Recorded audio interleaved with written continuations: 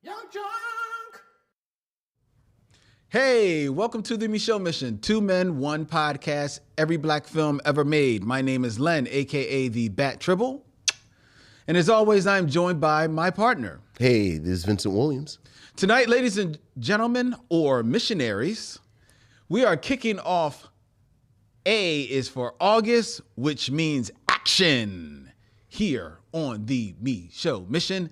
And we are doing it with a very special guest in the building. He is a filmmaker. He is a movie historian. Yes, sir. And even more importantly, he's our buddy. Yeah, oh yeah. From ReelBlack, put your hands together for MIKE Dennis. The one, the only, the legend. AKA Dexter St. Jacques Tribble. You christened me that years ago, and I never. You christened yourself. That's true. I'm the Dexter St. Jacques. Wait, hang on, Dexter St. Jacques. I was about to say you got to throw it over your shoulder. I see a lot of family here, so this is gonna be fun. Most definitely. Absolutely. We are going to be kicking off Action August, ladies and gents and missionaries. It's going to be hard for me to get out of that. Hey, it's a process. With our look at and review from 1990 of Riverbend, starring Steve James and Margaret Avery, directed by Sam Furstenberg, and brought to you here on the Micheaux Mission by MIKE Dennis in ReelBlack, because this is not only the film that we will be reviewing, but this is a passion project, one might say. Oh, yeah. For Mike. Labor of love. A labor of love. Yeah. But hopefully not just love, as he is Oh, that's right. working hard on doing the full restoration of this 1990s classic. How did this fall in your lap? The short version of it is, I have a YouTube channel. I see a lot of people watching live. I got to shout them out. I see the Mod Squad and everybody. But, during the pandemic, we were putting a lot of movies up on the channel. I'm an archivist and have a deep collection. And Riverbend was a movie that was neglected. I'm skipping ahead on the story. So we had it on the channel. It got a few views. And I got an email from the director, Sam Furstenberg. Okay. And at first I thought it was going to be like a cease and desist. Right. Like, how dare you put my movie up, And Where's American Ninja? he said, break Domination. into Electric Boogaloo. There you go. But, shout out to Sam Furstenberg. So he wrote me and he said, thank you for putting it up on YouTube. He had just recently done it himself. And he said, you're doing the film a great service because it was independently produced and financed. And it had fallen out of distribution. Right. And he wanted more people to see it. And so that started a conversation. I was like, anytime I get a chance to talk to a director, I'm like, how did this movie happen? Right. What's the story behind this movie? And we'll get into why I love this movie so much in a few minutes. But basically, where was I? He said, you're doing the movie a great service. Right. And, keep doing what you want. So as we're talking about me and Charles Woods did a live, a Zoom call with him. Okay, cool. And he told us the whole story from his perspective of how the movie was made. And as we were talking, going back and forth, this is like 4 years ago, a 35 millimeter print of the film shows up on eBay. Oh. Right. So I said, this has got to be karma or kismet or something. And at the time, I didn't know what to do. And neither of you knew about this showing up on Right. eBay. This is someone else's print. It was somebody else's print. Okay. And at the time, I said, well, this might be the only print in existence. It's 35 millimeter film. Right. I had no way to transfer it or do anything with it at the time. But I said, let me put a bid on it. And I won the print. And it came from South Africa, of all places. Wow. Interesting. So, and like getting film is like when you go to the photomat back in the day. I don't know if anybody's old enough to remember like taking film to the drugstore. Missionaries are. We are old enough to remember. And it was during the pandemic, so it took like 6 months for it to arrive. And when it finally did, it was in this huge box. And it sat under my desk for almost a year. And then we got demonetized. Shout out to YouTube.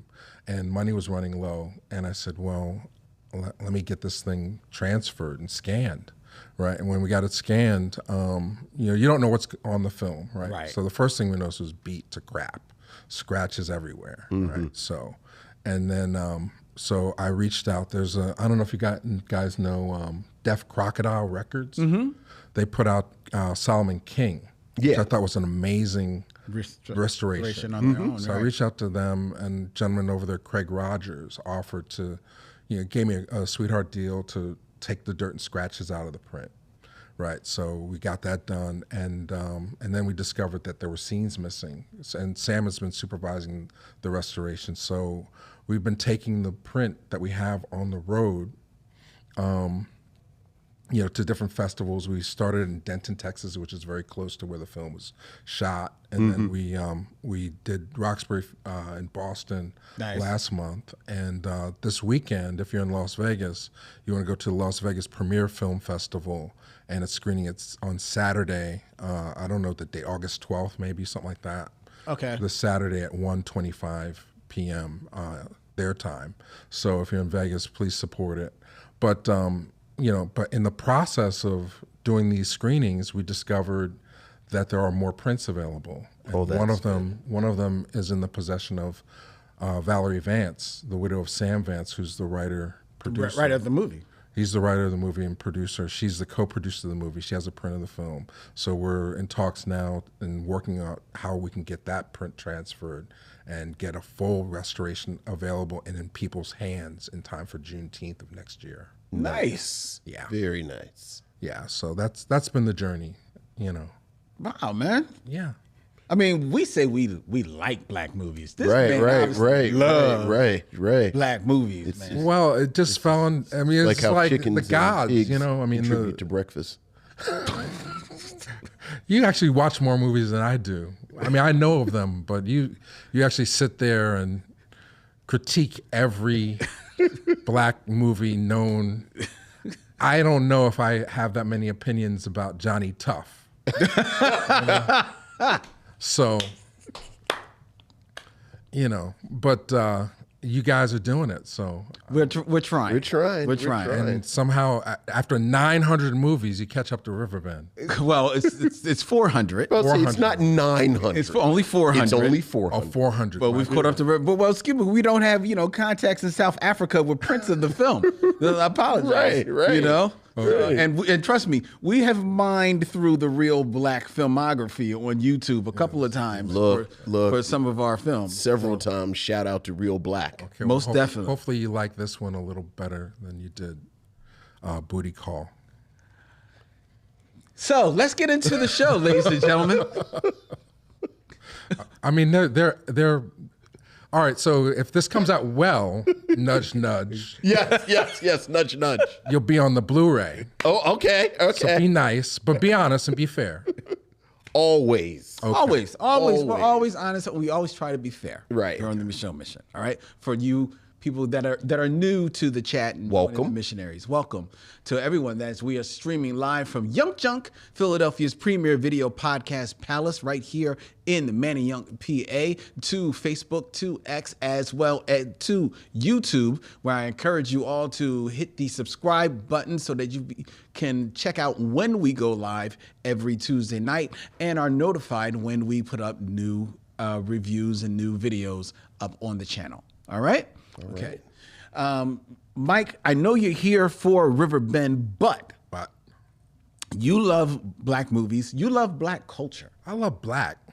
All right. I love black. A lot of people don't know that was the first name for ReelBlack, but then he said it was taken. So he went to ReelBlack. Right. And they went to Always Bet on Anything Black black. and heard from Wesley Snipes people. Yeah, Nobody wants that. Nobody Oh, wants is that. it okay? All right. I've been trying to study this. I've been watching your show and trying to find the connections between 6 Degrees of D'Urville Martin. D'Urville Martin. The Game of Kings Okay, so in ancient times. I'm prepared. You're prepared? In case we have to play that. Now we do. Since I you see prepared. Vashawn and Lanaya and Voyeur in the audience, so I know they're ready too. So All right. Okay. Well, we're ready. All right. But first, cheating. we're going to start things. They cheat, guys. You're gonna cheat.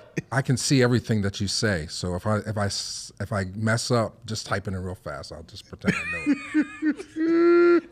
He's got like his own squad out there. He's got his own fact checkers out there. Right. Derville Martin. Gotta make Mike look good.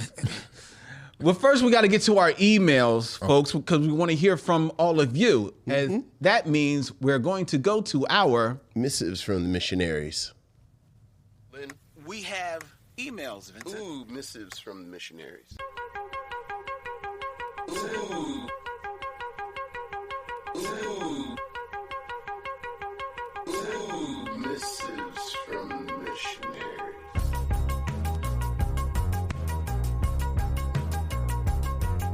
Missives from the missionaries.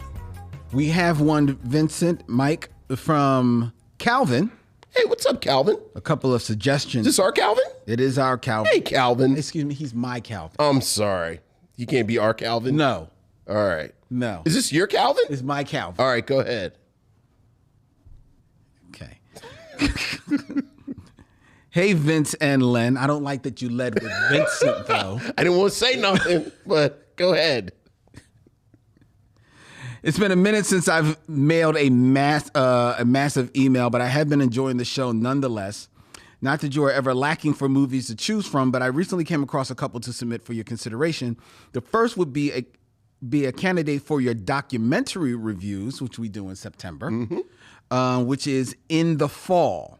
I recently watched Hip Hop and the White House on Hulu. It chronicles hip-hop's relationship with and sometimes influence over American politics in general and the White House in particular. I enjoyed it, but I would love to hear your take on it. Are you familiar with Hip-Hop and the White House, Vincent? I am not. I've actually seen the little promo for it, but I haven't seen it. Have you watched that? This is over my head. This is out of my pay range. Me too. Secondly, he continues, my dad and I recently took a road trip to Canton for the Pro Football Hall of Fame. While in this section of the museum dedicated to the NFL's contribution to pop culture, I noticed a DVD situated directly beneath a copy of Brian's song. It stood out for two reasons. One, because the cover featured a animated image of 6 African-American men under the title, The Black Six. That's actually the DVD he's talking about. Yes. The second reason it stood out is because it looked like someone had planted it there since it had no descriptive placard like all of the other artifacts.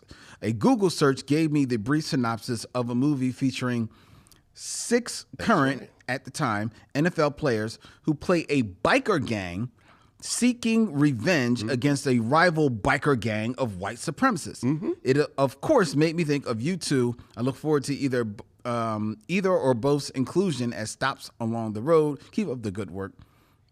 Calvin, you're familiar with the Black Six? Yeah, and I think, Mike, you want to talk about the Black Six a little bit? Yeah, it's a public domain movie. It's on a lot of compilations, right? So you can, back in the day, you could always find it at the supermarket on a compilation with Black Fist and Black Dragon Tattoo and, and Johnny Tough, actually, Okay. But, yeah, if I've seen it, it was so long ago that it's not funny. But yeah, it's at the time, they weren't looking for actors to be in blaxploitation movies. Right. They were looking for names that had been established. So in the 70s, sports figures, football players specifically, were the action stars. The same way rappers would become the movie stars of the 90s and 90s. So I'm sure whatever white man decided to come up with this concept was like, yeah, we got a winner. We got all these players, and I think they all from like the Bengals or something like that, if I'm not mistaken. I know Chris.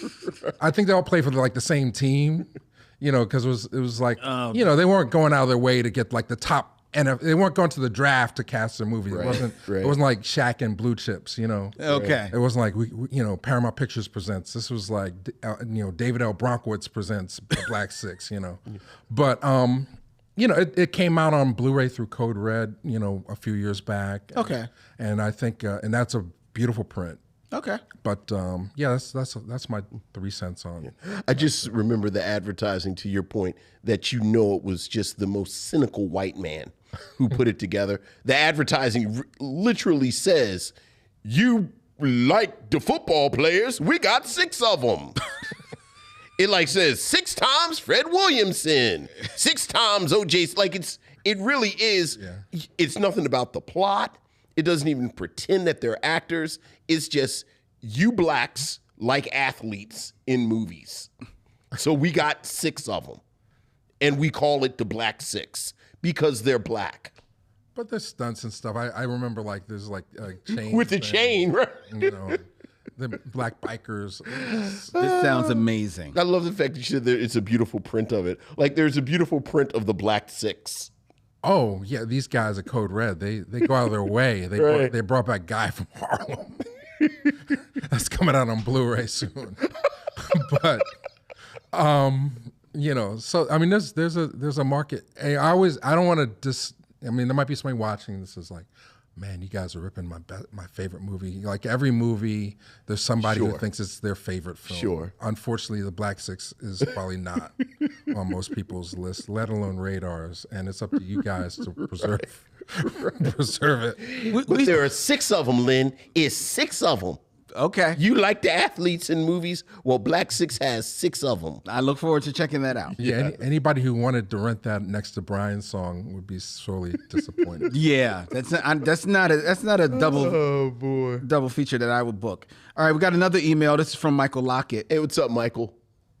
Can you bet on this black lottery ticket? Is the subject line. Okay. Len and Vince, you were speaking to my soul on both the current episode with the review of Lottery Ticket and my time travel jaunt back to Passenger 57. Just to fill you in, Michael. Michael either is someone who actually watches our show in real time, but is also going through our catalog. Okay, cool. So, Lottery Ticket had a story, cast, and enough elements to be a really fun film. It falls flat in my opinion. It's a meh kind of a flick. A background laundry folding joint, which is what we spoke of. Passenger 57 with Wesley Snipes, like so many of the action flicks of the mid-'80s to late '90s, was better in its day than on a rewatch. This film had enough holes in it to melt over some ham and lay it gently on some freshly baked artisan sourdough bread. I am a Wesley fan, but this film does nothing to help him as an artist. That said, I'd bet another ham sandwich that he bought a house off this joint. You would be correct. Yeah, and you would be correct. Yeah. Right. The debate on the deepest benches in sitcoms had me rolling.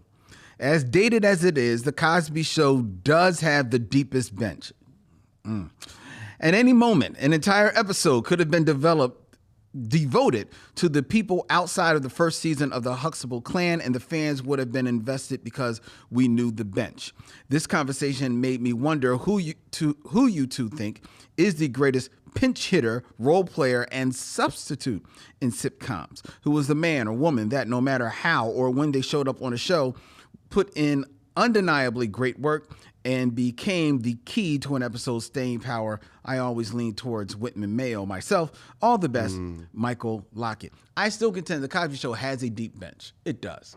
But I push back pretty hard, especially as he defined this, that you could devote an episode of the Cosby Show and be just as invested as if it were about either the couple, the parents, or one of the kids. I push back on that. I don't think that you could have really gotten away with devoting an episode just to Theo and his friend. Well, not so much Theo and his friend, but where Theo was like just a side character in that episode, and it's more about his friend. I push back on that. And the show that I brought up in argument of that, and again, I admit it is animated, but I think The Simpsons proves that that actually has a very deep bench, because there have been episodes that have been totally about the other characters to the point where The Simpsons barely even show up, and you are still very much invested. And then they will do callbacks to that episode down the line, and you're still invested. First of all, I disagree. I think Erica Alexander and her crew actually revitalized it. Okay. Like, I think you had episodes with her again in Alan Payne and I forgot the sister's name who plays. Oh yeah, she's from Philly. Yeah, who was so good at it, she ended up on a different world. I thought those were really solid episodes. I mean, I'm not saying they weren't good episodes. No. I think they were as good as episodes throughout. You know, of course, the best of the best. And I let you slide with this Simpsons thing, but come on, you're talking about these side characters. Like it's one voice doing 5 different characters, though. That's not the point. No, that's 100% the point. Because we're talking about an actual bench. Like, if you're going to say, oh, well, somebody can come in and, like, you might as well do the Carol Burnett show. Because it's 4 of them playing different characters. Okay, but one, that's totally different because that's a variety show. The sketches, you're going from different sketches. That would be just like comparing it to Saturday Night Live. You had sketches that's not fair. That would come back again and again. Okay, yeah. but that also voice acting, because they don't age, because it's voice acting, it's a little unfair. Like I said, I'm gonna let you slide with but I think you do it a thing. disservice saying that is one character doing, one voice doing 5 different characters. It's not one voice doing 5 different characters? It may be that It may be that to a degree, but I think you do the actors a disservice and the writers that while it is the same voice, they are not developing actually totally separate, distinct characters from one another. I think it's easier to work with one actor than it is to work with more than one actor. Okay, yes, I'll give you that, but you're saying that almost as if it's like the same character because it's No. I'm saying it's the same actor. That's what I said. It was the same actor. It's not the same actor? I still don't. Hank Azaria doesn't play 15 different characters? So, like, Frank Azaria get credit 15 separate times? I still think that you're being a little bit unfair on that, and because I think that the characters are very well defined. I didn't say they weren't well defined. And we're talking about the characters. We're not talking about the actors. No, we are. I said the bench. I was talking about. The bench is talking about. No, I'm talking about the actors. Oh my God. Okay. If you go bench, if you want to go bench, then I would still go. And I'm not knocking Cosby as having a deep bench, but I would still put up the cast and bench of Cheers. Name 5 bench characters from Cheers. 5. Bench? It's Norm. It's Cliff. Norm is part of the cast.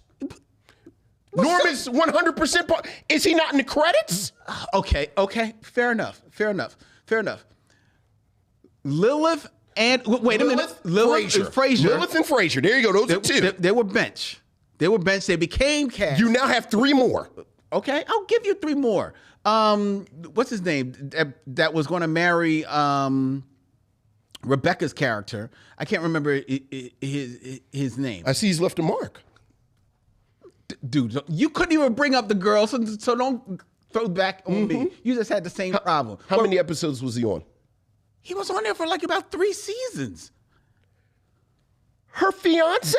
Yeah. He was not on 3 seasons. Yes, he was. Robin was his name. We got to table this. And he's nowhere near as strong as Erica Alexander and her crew. I'm not even the crew? Yes. Erica Alexander? No, because she became a cast member. But the crew? Yes, he is. Yes, he is. No, he wasn't. Yes, he is. Nobody even remembers him. I do. Continue, please, because we're done the email. Do you have anything to add to this, Mike? Thank you. Let's move on. Michael, I know it's uncomfortable when mommy and daddy fight, but that doesn't mean that we're not in a relationship and everything's going to be okay. No, this is fascinating. Like, you should have my view. Like, it's like, okay, I didn't know it went that deep. How deep is the bench? So I'm just curious. So Different World doesn't count. Like, you're not talking about spin-off characters. No. The show itself, just the show. Oh, okay. So and it's not like a backdoor pilot like they did with Huggy Bear. Right. No. You guys go too deep on this for me. I mean, I'm not. You enjoy your media a lot. Well, look. Okay. I'm gonna move on. Content is king. I love it. I'm gonna move on. We got an email from Corey P. What's up, Corey? Hello, Len and Vincent, the missionaries, and the special guest. That would be you. At the time of this writing, I am reading James Baldwin's Giovanni's Room and Nice. listening to the multi-talented artist herself, Patrice Rushen's Straight from the Heart album. Oh my goodness, you having a good afternoon. I really wish Giovanni's Room was turned into either a movie or a miniseries on Hulu. I listened to your review of Belly, and I could not stop laughing. I don't know which was funnier. Len being distressed and annoyed how terrible the film was, or Vincent's defense of the film and trying to find positivity in it. Either way, I almost had tears coming out of my eyes because every time I listen to a review of Belly, I'm always get a kick out of it. You can tell that Hype Williams was a big fan of The Godfather, Scarface, and even Goodfellas, all movies that inspired a generation of hip-hop artists because of the mafia culture, drugs, and women. Easily the funniest episode on the mission thus far. I treat the Micheaux mission like a book club. I watched the movie before listening to the review, so I'm jumping around and currently at 47 episodes with more to go. This podcast is a treat, and I can't wait until the new episode. Love always, Corey. Thank you, Corey. Thank you, Corey. We appreciate that. And are you a fan of Belly? I am. With the sound down. Really? Yeah, I can't watch Belly with the sound up. Are you kidding me? Are you kidding me? That movie sucks. Whoa! But with the sound down, it's a masterpiece. Right, sure. Beautiful. Sure. And DMX, rest in peace, and Nas. I mean, we talk about this a lot. Me and Vashon talk about Belly a lot offline, and it's unfortunate that he had the production difficulties with Lionsgate that he did, because I think it would have been a better film. But the ambition is there, and what he did with Malik Saeed's cinematography is just tremendous.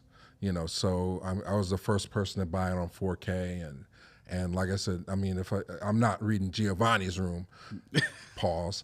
No disrespect, shout out to James Baldwin, but. I will. Mike Hot Take Dennis. I will. One of my favorite books. Yeah, no. Now I'm homophobic. No, I respect everybody, right? But you're not going to catch me reading Giovanni's Room because I can't read, folks. But I will watch Belly with the sound down, and I will blast some James Brown or some DMX underneath it. So that's my hot take on Belly.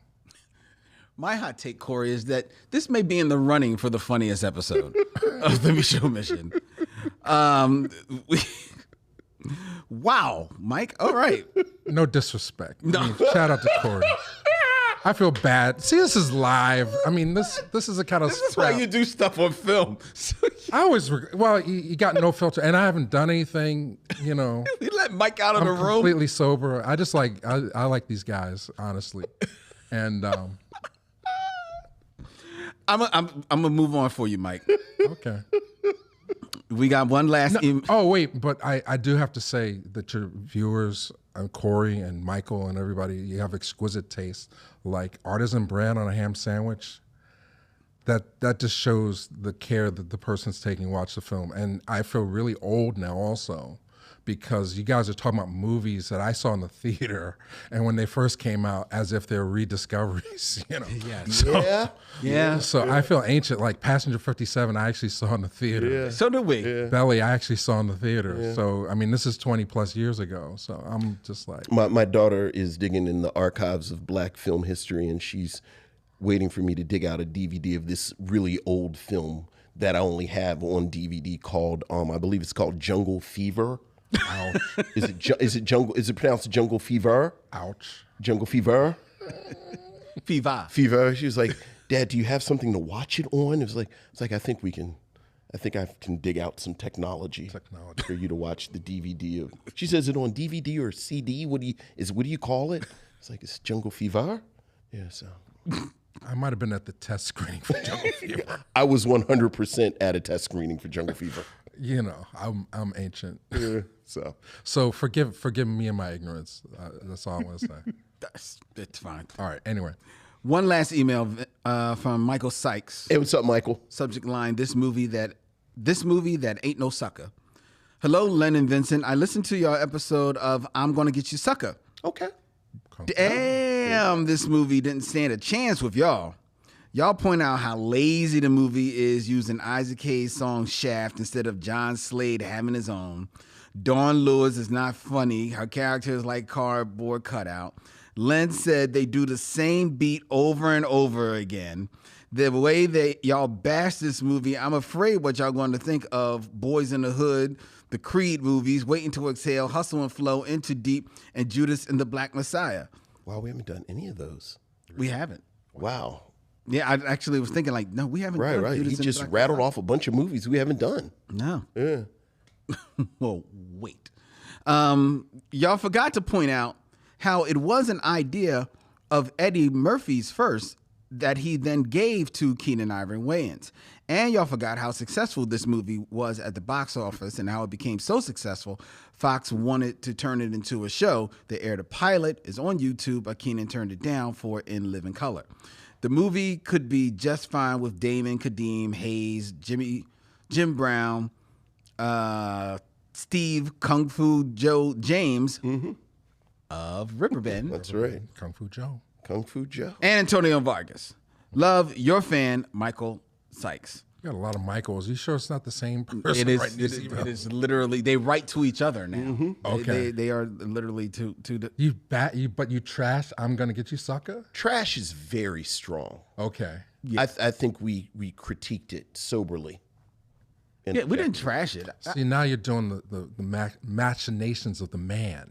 You're supposed to love crap like that, so that people make more crap and we get better. Like that movie broke so many talented artists. It did? It did. Absolutely. Yeah. We spoke about that. Yeah. Okay. All right. I wasn't there, so folks. I'm pretty sure we didn't trash it. Yeah, I don't think we trashed it.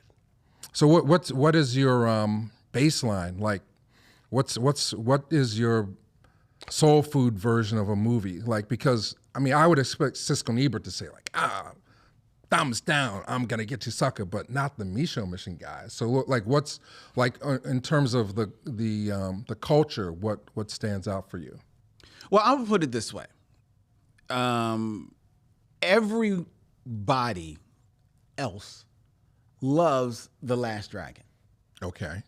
I don't like The Last Dragon, but I can appreciate The Last Dragon and what it means for the culture. I don't like it as a film, but what it means for the culture and what it does for people, what Member Berries brings up for people, I can appreciate that. God bless. But then the question begs, at what age were you introduced to Last Dragon? I saw it. Like, were you I was preteen or whatever? I saw it in the theaters, but I was probably, I think, 17 or 18. Yeah, you wouldn't like it. Yeah. Yeah, I get that. Friday, barbershop. Which we both love. Uptown Saturday Night is sort of a platonic all right, I'll give you ideal. that. All right, that's all all right. That's where the rubber meets the road. Yeah. I mean, but Dick Gregory, he would be like, barbershop. So I can't ride with barbershop anymore Dick Gregory didn't like barbershop. because of Cedric, the entertainer. Oh, yeah, saying indeed, the thing yeah. about Rosa Parks. Yeah. But and that's And I can legendary. appreciate someone in his age group Yeah, feeling that way. yeah. But Tim Story's a good director. And, And frankly, I think that's the kind of thing that you hear in a barbershop. I think I think what they were trying to and I think show. what we talked about then, I think what is so transgressive about that moment is that is a moment that until that film, you had to be a black man in a barbershop to hear it. right. So in my mind, it's not even so much the commentary that he made about Rosa Parks. Yeah. It was the fact that now it's on film. But I thought that was that totally goes to, like, realistic. Chris Rock's Oscar speech, where he's like, we're not going to get out of this ghetto of movies or black film, so to speak, until we start to have more ambition. And he's like, barbershop, car wash, those are locations. What's next? Check, cash, and place. That's my best Chris Rock, folks. So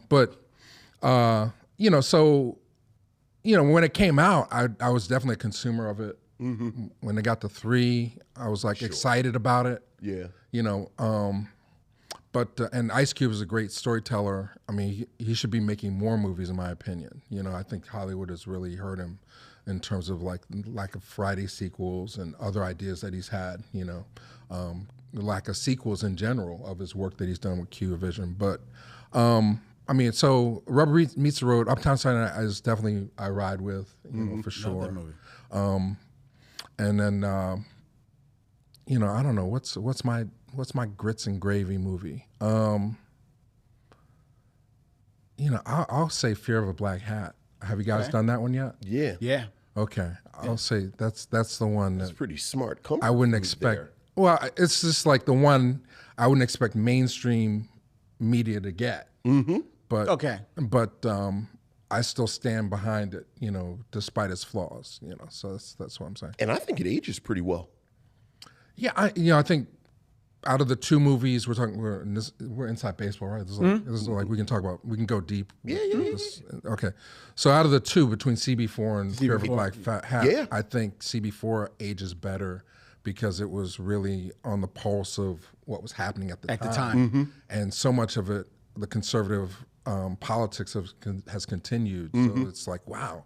And then you just have rappers like Rick Ross taking gangster names. And Exactly. all that stuff. It's like, wow, you were like ahead of the game, you know. But then I would draw the line at Norbit. That's one I can't ride with. So you got me on pop culture black movies. I'm gonna be on Fear of a Black Hat. And then when you get as gully as Norbit, that's when I even if it's all black people in the audience, I go, no, I can't. Okay. I can't. All right. It's good to calibrate. Okay, so now people know my taste. There you They're go. new to the. Oh, they know all about you tonight. You're letting it out, bro. Okay, all right. Do you want me to continue? Please. Oh my goodness. Please. Absolutely. Please. This is the Michael that they came for. Okay, cool. They see us every week. Okay, but I'm in your house. You know? Sure. We appreciate So that. I don't be like putting ashes out on your. Who put the coals out on my rug? I appreciate that. Yes. You know, I don't want to be that guy. All right. Well, that is our emails, ladies and gentlemen, our misses from the missionaries. If you want to have your thoughts shared with us, you can email us at micheauxmission@gmail.com. That's MICHEAUX@gmail.com. We're going to move on to the rest of the show, which is brought to you by BetterHelp. If you're thinking about getting therapy, give BetterHelp a try. That's BetterHelp, HELP.com. And you can use promo code MM for the Micheaux Mission for 10% off your first month. That's BetterHelp.com. All right? And while we're in a advertising frame of mind, Mike, you have something that you wanted to tell to the missionaries out there to give them a chance to get a piece of Riverbend for themselves. Yeah, if you're watching this live or if you're watching, I'm right here, right? Yep. If you're watching this live or if you're watching this on the replay, we need you to follow our Instagram page. Right now, we're at like 146 followers on ReelBlack Renaissance. ReelBlack Renaissance is the boutique label that I'm starting to release Riverbend on Blu-ray, as well as other films that come down the pipeline that are not corporate controlled, until we get the backing to go sit at the table, you know, and hey, I want Enemy Territory. I want Tougher Than Leather. I want Johnny Tough. I want those negatives now, you know, but right now we got Riverbend, and if you follow us and send me a DM, the first 5 people, I'll send a signed Riverbend postcard to. So send me a DM, follow at ReelBlack Renaissance. You'll find us on Instagram, and then DM me with your address, and I'll mail it out tomorrow. There you go. And that's ReelBlack, REEL. Oh, thank you. Yeah. BLACK, Renaissance. I'll let Vincent spell that. Yeah. The shirt you got to get on your own. That's something we're not giving away. Not giving away. We're not giving away this shirt. This is a one of one. Okay. Yeah. Okay. I just want to point out the fashion. So It's very nice. You want to stand? Can they see? We got a good shot of the shirt, Dylan. yeah, now it's a tax write-off. Thank you. Steve James, and all the guns. That's the poster. Yeah, it's dope. that's right. Shout out to Aaron Kai and from Las Vegas. He did this. This is all hand painted. Really? Yeah, he went literally. There's a demo on Real Black Renaissance where he shows exactly how he took a Photoshop rendering and then he just redid it all in paint. That's what he does for a living. He's incredible. Aaron Kai. Wow. Okay. All right. Nice. Okay. All right. Riverbend is from 1990, so we are going to spend a little time in 1990 right now before we get to the top 5, Vincent, as you have addressed. We should talk about those who we lost in 1990 before we take over things. And 1990, much like 2010 last year, was a big year, Vince, Mike. Starting with, we lost way too soon the comedian and short-lived actor Robin Harris. Yeah. That was That was tough. He played the father on the in the first house party. Because he dies before the He does. Yeah. before the sequel. Yeah. But he also shows up in Low Better Blues. Low Better Blues. Do the Right Thing. Do the Right Thing, part of the chorus on the side. And also famous for his comedy bit Baby Kids, which would go on to inspire the animated movie Baby Kids, that he actually would have done the voice of. Sure. But he was... They got Faison Love instead. Yeah, and they got Faison. So yeah, we lost him in 1990. Also, from the world of blaxploitation, and even to say that is not doing him justice, the actor Raymond St. Jacques passed away in 1990. Love Raymond St. Jacques. Yes. Book of Numbers. Book of Numbers. Cotton Comes to Harlem. Cotton Comes to Harlem. If he hollers, let him go. Yep. Yeah. Yep. He's an Uptight, isn't he? Uptight. He's an Uptight. Uptight. Yes. Yes. And isn't he in the movie that is a remake of the Asphalt Jungle? That's Uptight, isn't it? Or, No, that's not Uptight. It's not Uptight. Cool Breeze. Cool Breeze. Yes, he's in Cool Breeze. Yeah. 1990 also is where we lost Pearl Bailey. That is a tough year. That was a tough year. Pearl Bailey, who I don't think really got the flowers that she deserved, or the career that she deserved. A fantastic singer and actress. Sarah Vaughan passed away in 1990. Yeah. Sassy Sarah Vaughan. And if that wasn't enough, leaving us in 1990 was Mr. Bojangles himself, Sammy Davis Jr. Yeah? That was real hard. Yeah. Yeah. Yeah, for a long time before I unfortunately got some water damage, I had a pen and ink drawings of Sammy Davis Jr. framed in my house, but they got water damage, and they were one of a kind, so it was a shame. But yeah, Sammy Davis Jr. inspiration. My mom said that Sammy Davis Jr. gave the best show that she ever saw live on stage after performing for 2 hours. He came out on stage. She saw him in Atlantic City. Came out on stage, performed for 2 hours, phenomenal. Then came out for an encore and was on stage for another hour and a half. And she said that hour and a half was better than the first 2 hours. Wow. My mom went and saw Sammy Davis when she was pregnant with me. That explains a lot. It actually does. It actually does. Like, so many things snap into focus. Choing. Yeah. And you have the picture of Sammy right there. That's right. That's right. Oh, yeah. Yeah. That is actually a book of Sammy Davis photography. Yeah, because I'm a huge Sammy Davis fan. All right. Now it's time for the top 5. Top 5. Who's your top 5?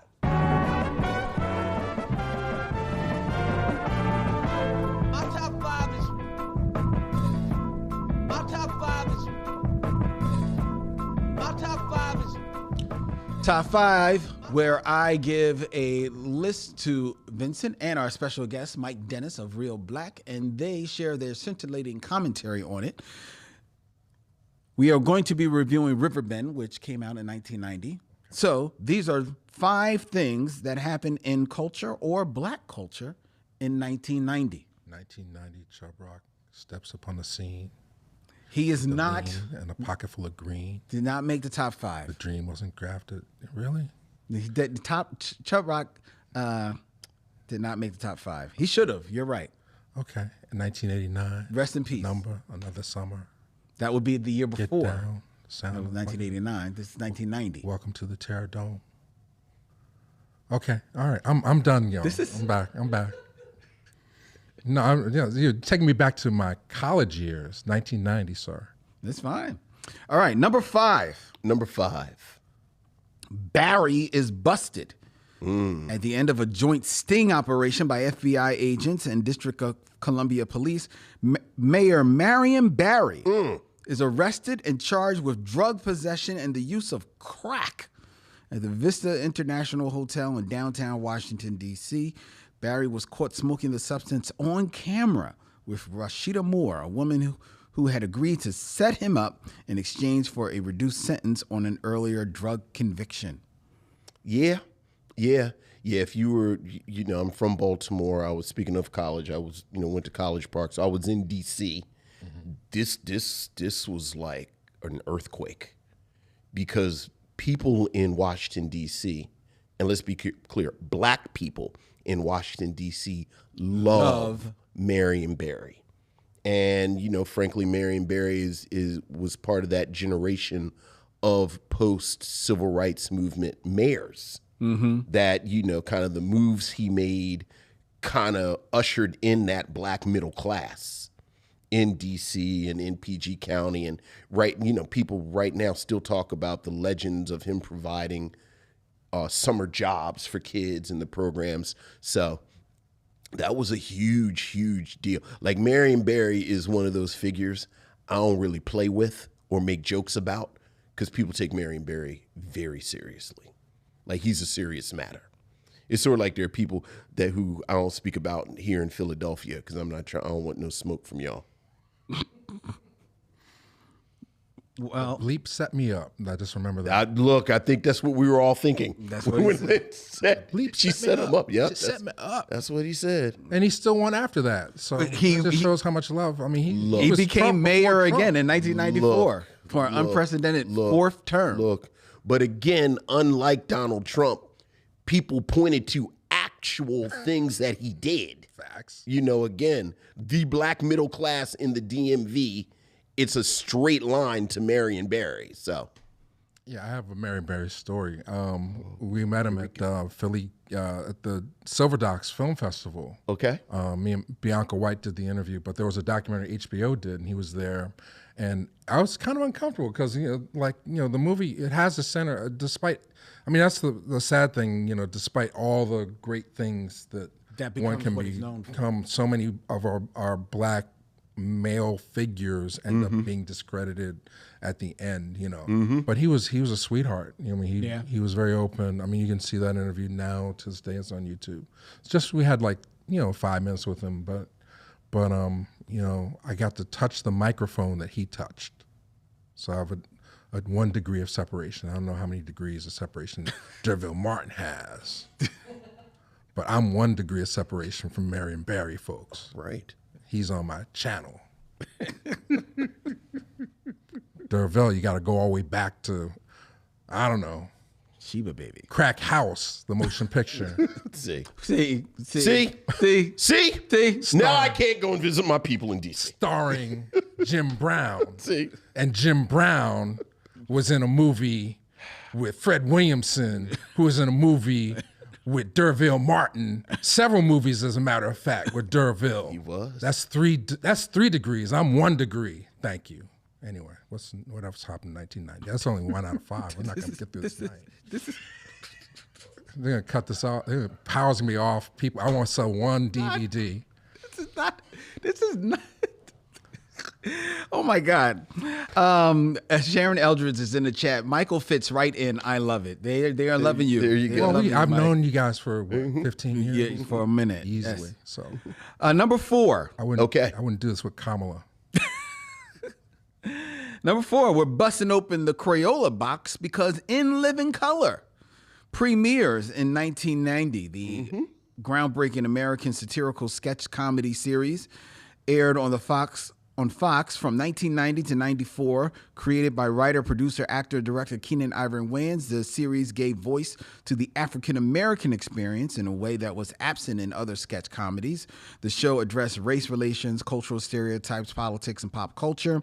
It would go on to be nominated for 18 Emmy Awards over its 5 seasons and 127 episodes.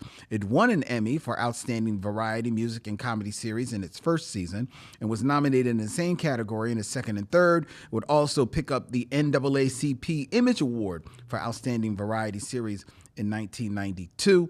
Among its cast were Damon Wayans, Kim Wayans, Sean Wayans, Marlon Wayans, as well as David Allen Greer, Kelly Cofield, Tommy Davison, Takia Crystal Kima, as well as future Oscar winners Jamie Foxx and future superstar Jim Carrey. Also, at one time, Chris Rock was a member of the cast. And in the Fly Girls, you had one Carrie Ann Aniba and Jennifer Lopez on In Living Color. Also, it should be noted that the choreographer of the Fly Girls was one Rosie Perez. Yes, it was. Yeah. Yeah. Shout out to Reggie McFadden. Yes. Friend of mine. Tim Green's here.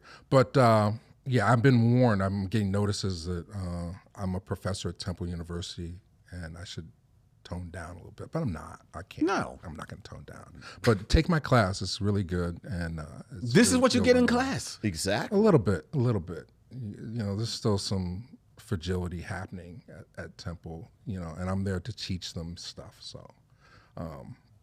You'll get this. We're trying to sell a class. You'll get this, but more buttoned down. The knowledge is there. Okay. All right. The knowledge is there, but I'm not. You know, I don't show up at work drunk, folks. That's a really low bar. Well, like the verdict. What is it? Paul Newman? Like, I got to get through this class. Right. So where are you on In Living Color? Shout out to Reggie McFadden. It's great. I mean, it changed everything. It changes. I mean, it was one of the first shows on Fox. And by the way, Tommy Davidson's going to be in Philly this weekend at Helium. Yep. And he's great. Past guest. Yeah, he's been on my show. Yeah, I mean, what can you say? What can you not say? I don't know what you're going to say because you didn't like I'm gonna get you, sucker. But well, what's that? That was the precursor. I wouldn't say I didn't like it, but I had the same critique of In Living Color that I did. I'm gonna get you, sucker. I think really for every moment of utter brilliance that you would have, every now you'd be like two kind of low hanging fruit potty joke skits. Yeah. So that's the Wayans. I mean, they made a career out of that. That's that, and that's sort of my thing. It's sort of like I always say. The biggest backhand compliment that I can ever give you is if I'm disappointed in you. Because I'm rarely disappointed in people because I don't have any expectation of most people. So if I'm disappointed in you, it means that I had expectations. Oh, I mean, and, you know, this is when I get to like be old for a minute. Like the first episode of In Living Color was so highly anticipated. It might have come on after one of those big ball games or whatever, but that It did. It absolutely did. That Wrath of Farrakhan sketch. That was, I mean, for people who don't know the impact of that the next day, it was sort of like the black white supremacists on Chappelle's show.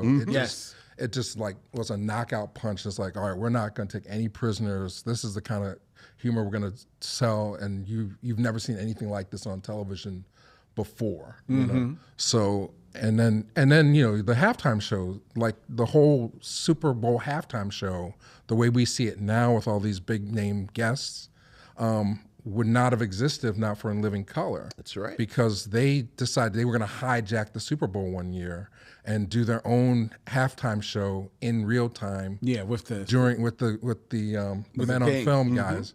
And the next year, what did the NFL do?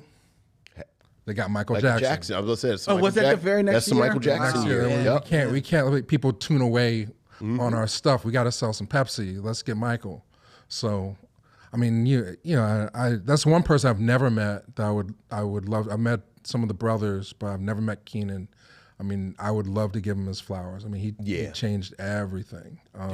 And as a young person at that time, I still have my VHS tapes of In Living Color and music guests. That they cut out of the DVD, that they cut out of the DVDs. I still have those on VHS. So.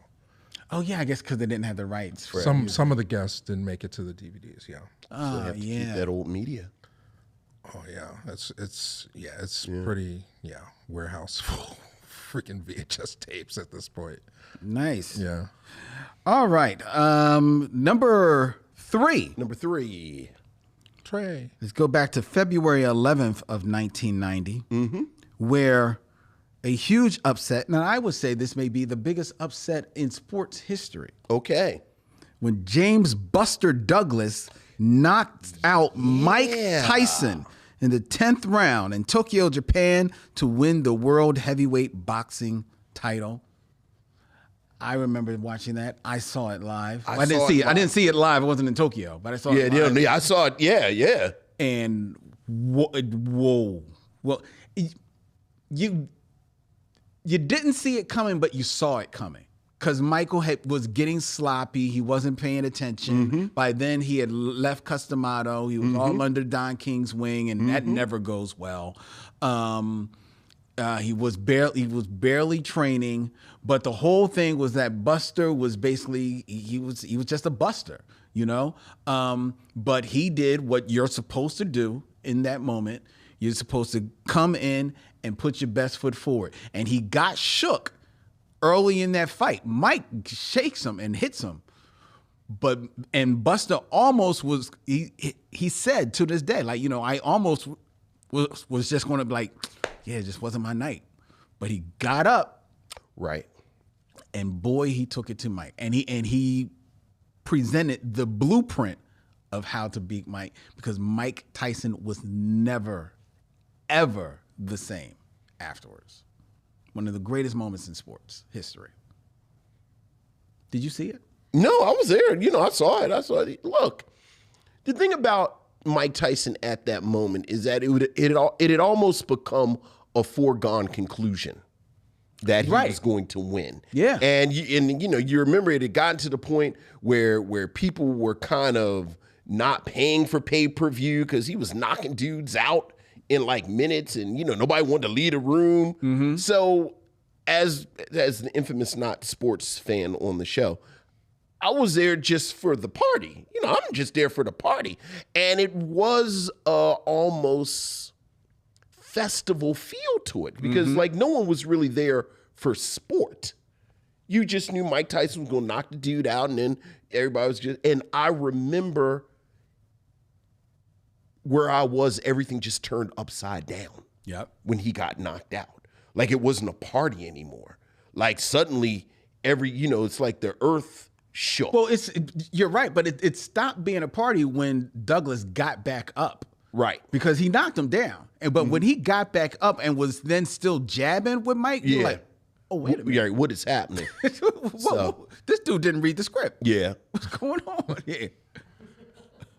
But it wasn't like the perfect storm for Mike to get beat up. Didn't Buster's mom die? And it was like, he had like a whole thing on his chip, like, I'm doing this for my mom. Yeah. I don't know how much of that was really out there at the time, as far as like what we knew. Right. You learned that after the fact, because who was paying attention to Buster Douglas? Yeah, I mean, it probably was, but you still weren't, because Mike was out there, and I'm trying to remember whether or not he was still with Robin Givens at that moment. Right.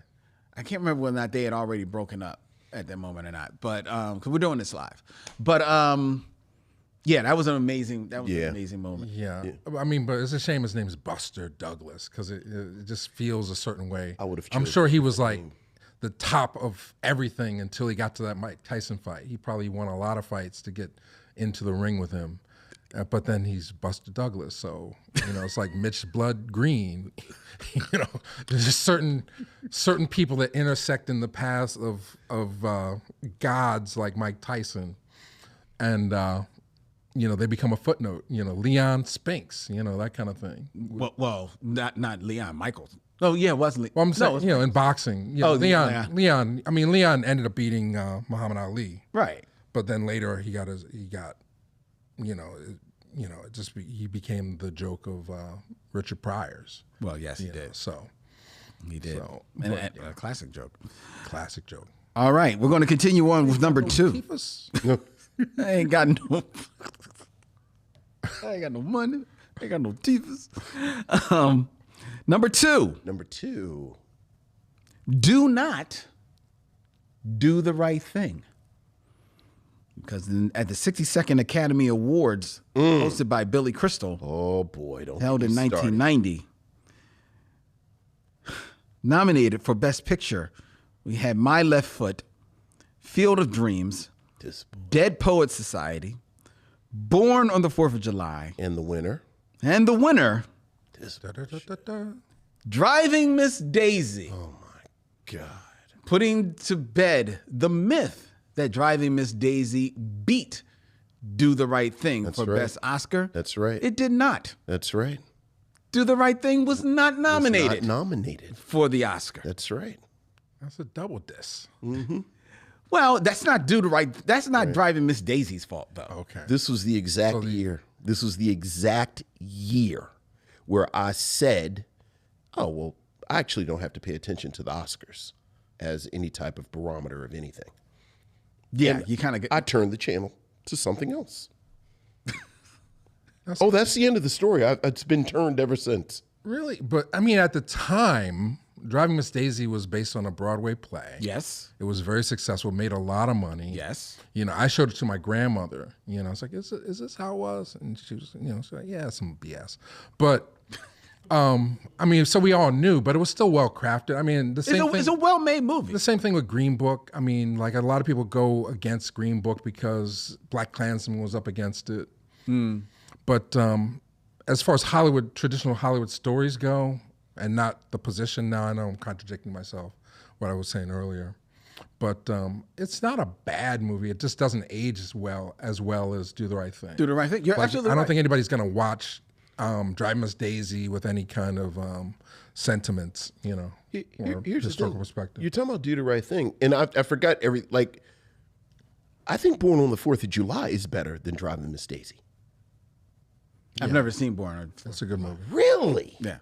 It's really good. Tom Cruise, Oliver Stone actually does his thing. Yeah.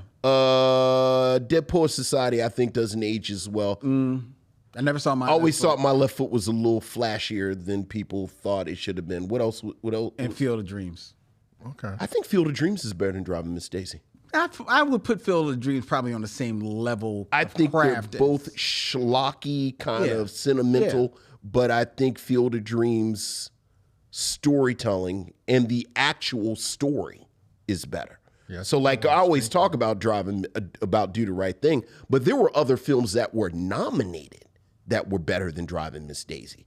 Driving Miss Daisy was it was 1990 and white baby boomers were scared of stuff. Yeah. And it made them feel good. And they voted for it.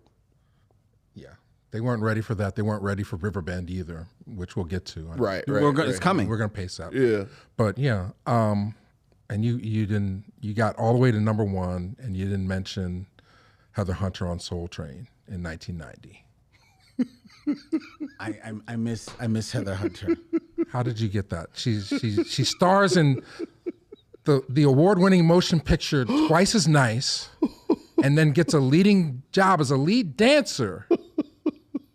I'm sorry, I have to interject. Forget your number 1. That's my number 1 of 1990. I still have those VHS tapes, folks. Oh no. Oh, we're going left right now because you understand. No, the Soul Train tapes. You're misunderstanding. No one knows who Heather Hunter is. Well, they're Google. Oh, yes, they do. Yeah, nobody watching this knows. Okay, well, and the ones that do I know. suggest that you go to Easy. Start a separate I was about to say podcast easy. on a different streaming platform where you review the classics. You might never end your life never having reviewed every one. You may want to search Heather Hunter on your burner phone, ladies and gentlemen. I'm forewarning you. Wow. You said Heather Hunter. 1990. That is the first thing that pops into my mind. That's the first thing. Wow. But okay, Heather Hunter. What is What is the actual number one? Yeah, what is the actual number? What is the actual number one? I'm just playing to the That Mike says should trump. Heather Hunter trumps our number one. What's your number one? So remember, Mike Dennis's number one for 1990 is Heather Hunter on Soul Train. Twice as nice, folks. Twice as nice. Mike Dennis of ReelBlack says that should trump Hung jury. February 11th of 1990 when one Nelson Mandela is released from the Victor Verster prison near Cape Town after 27 years behind bars. So what do you think, Mike? What do you Heather Hunter on Soul Train in one hand. Nelson Mandela freed from prison in South Africa in the other hand. Sincerely, Screw the Right Thing was a better movie than Idris Elba as Nelson Mandela.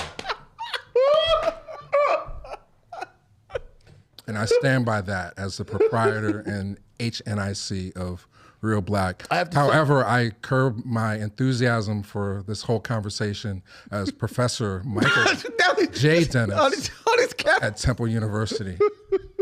So, I don't get anybody upset at me. But, I mean, this shows how deep I know about these motion pictures. You talk about like Coming in America, which is... Coming to America.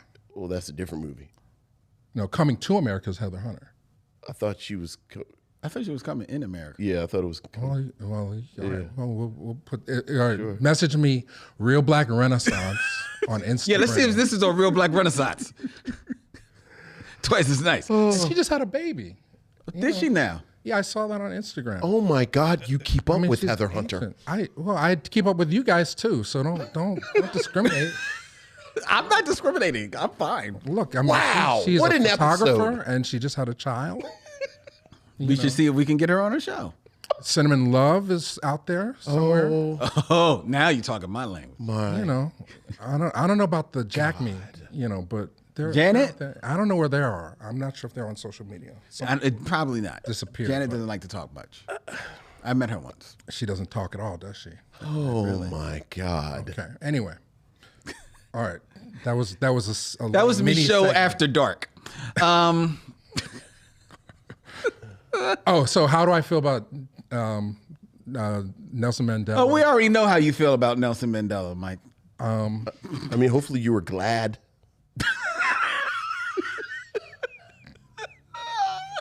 Like, I was siding with Winnie. I mean, I'm not saying get tires out, but that's why we're promoting Riverbend, because it's about retribution. It's not about. Actually, I shouldn't even say that. It's really about the dynamic between retribution and justice, and what's more important. I think in a peaceful world, we want justice, and freeing Nelson Mandela was a symbol that signified the changing of the guard. I mean, basically, America cut them off from some money, so they had to make some moves. But that's how they do it. But yeah, I think that's a great way to segue into. It is, absolutely. That is the top 5, ladies and missionaries. Thank you. And it is now time for the Game of Kings. right, I got to get my head right now. Now I got to get my head right. All right, go ahead. All right. Oh, we're As we move into 6 Degrees of D'Urville Martin. All right. we have a bumper for that.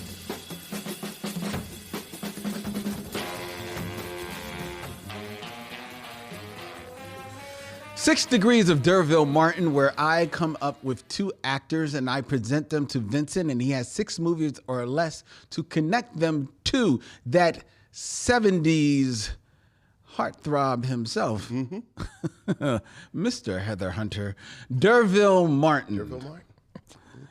And Mike Dennis of ReelBlack will be here to help Vincent if he needs to phone a friend. All right. Before I get into the actors that I have selected, Vincent, keeping in theme, there's a famous Steve and a famous James. For Steve James, the star of Riverbend, the film that we'll be reviewing. I see it. We have a request from the missionaries. Farrell Blackwell wants to know, Vincent, can you connect D'Urville Martin in 6 movies or less to Heather Hunter? All jokes aside, did Heather Hunter make any non-porno movies? I believe she did. Didn't she move into... I thought she tried her hand. Like I know it might have been Jeannie, TV. like Jeannie Pepper was in. Is How High the? I think she might be in How High, with Method Man and Redman, and then what's her name is in Black Dynamite. The irony is because we've been doing this long enough, I actually thought about porno stars in straight movies. So what to do? Can you connect the TV show? Can you connect Heather Hunter? It has to be motion picture. Yeah, it has to be motion. We usually use motion pictures. Yeah. Well, the director, the cinematographer of Twice as Nice, also shot. No, I don't know. Yeah, I'm looking at her on IMDb, and I'm not seeing. I don't know if she did any like movies. That. But let's see. I mean, that's a legitimate question. Can we table it? And I'll probably chime back in. Let's table it and come back to that. She actually did one film from 1990. Wow. What was it? What was it? Yeah. It's saying this was actually just Frankenhooker. Oh, she's in Frankenhooker? Yeah. Okay, I can imagine Who's in Frankenhooker? Nobody you ever heard of? Besides Heather Hunter? Some other porno actors and yeah. Yeah. Patty Mullen. And no, there is actually a name, and I'll give you the name because you would never pull it. Louise Lasser. Oh, okay, that's simple. You know the name. Mm-hmm. Let me see his face. That's a woman. Face. That's a woman. Face. She was married to Woody Allen. Mary Hartman. Oh, Mary Hartman. But again, did she do movies? I was about to say, I don't remember her in movies. She did more movies. You can tie her in with. You're right, because she was everything you always want to know about sex, but we're afraid to ask. Or she was in Bananas. Bananas with Woody Allen. So you say Woody Allen. You just say Woody Allen connects to D'Urville Martin. How? Well, Woody Allen is in what's the movie with Scarlett Johansson? Oh, that was one of his movies. Christina Barcelona? Yeah, the one that just came out in the last 5-6 years. And then, Scarlett Johansson, you get her in the Marvel mush with Samuel L. Jackson. Okay. And then that's 2 movies away from D'Urville. Sam Jackson? Yeah, because he's either in he's in Mo Better Blues.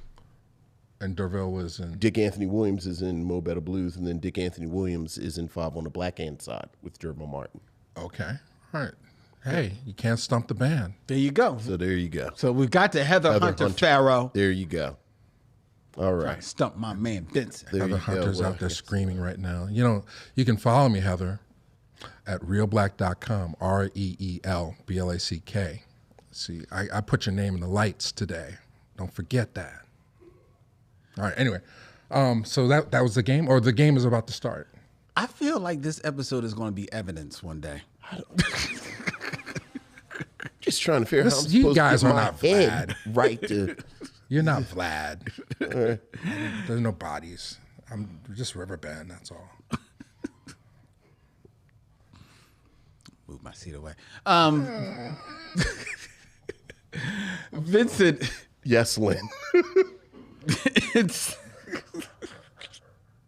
Farrell, it's your fault. It's 6 films or less. Yes. Connect D'Urville Martin to Steve Zahn. Oh, the little guy. Yes. Yeah. Think about him. I love him the most in Treme. But all right, I'll get to him real fast.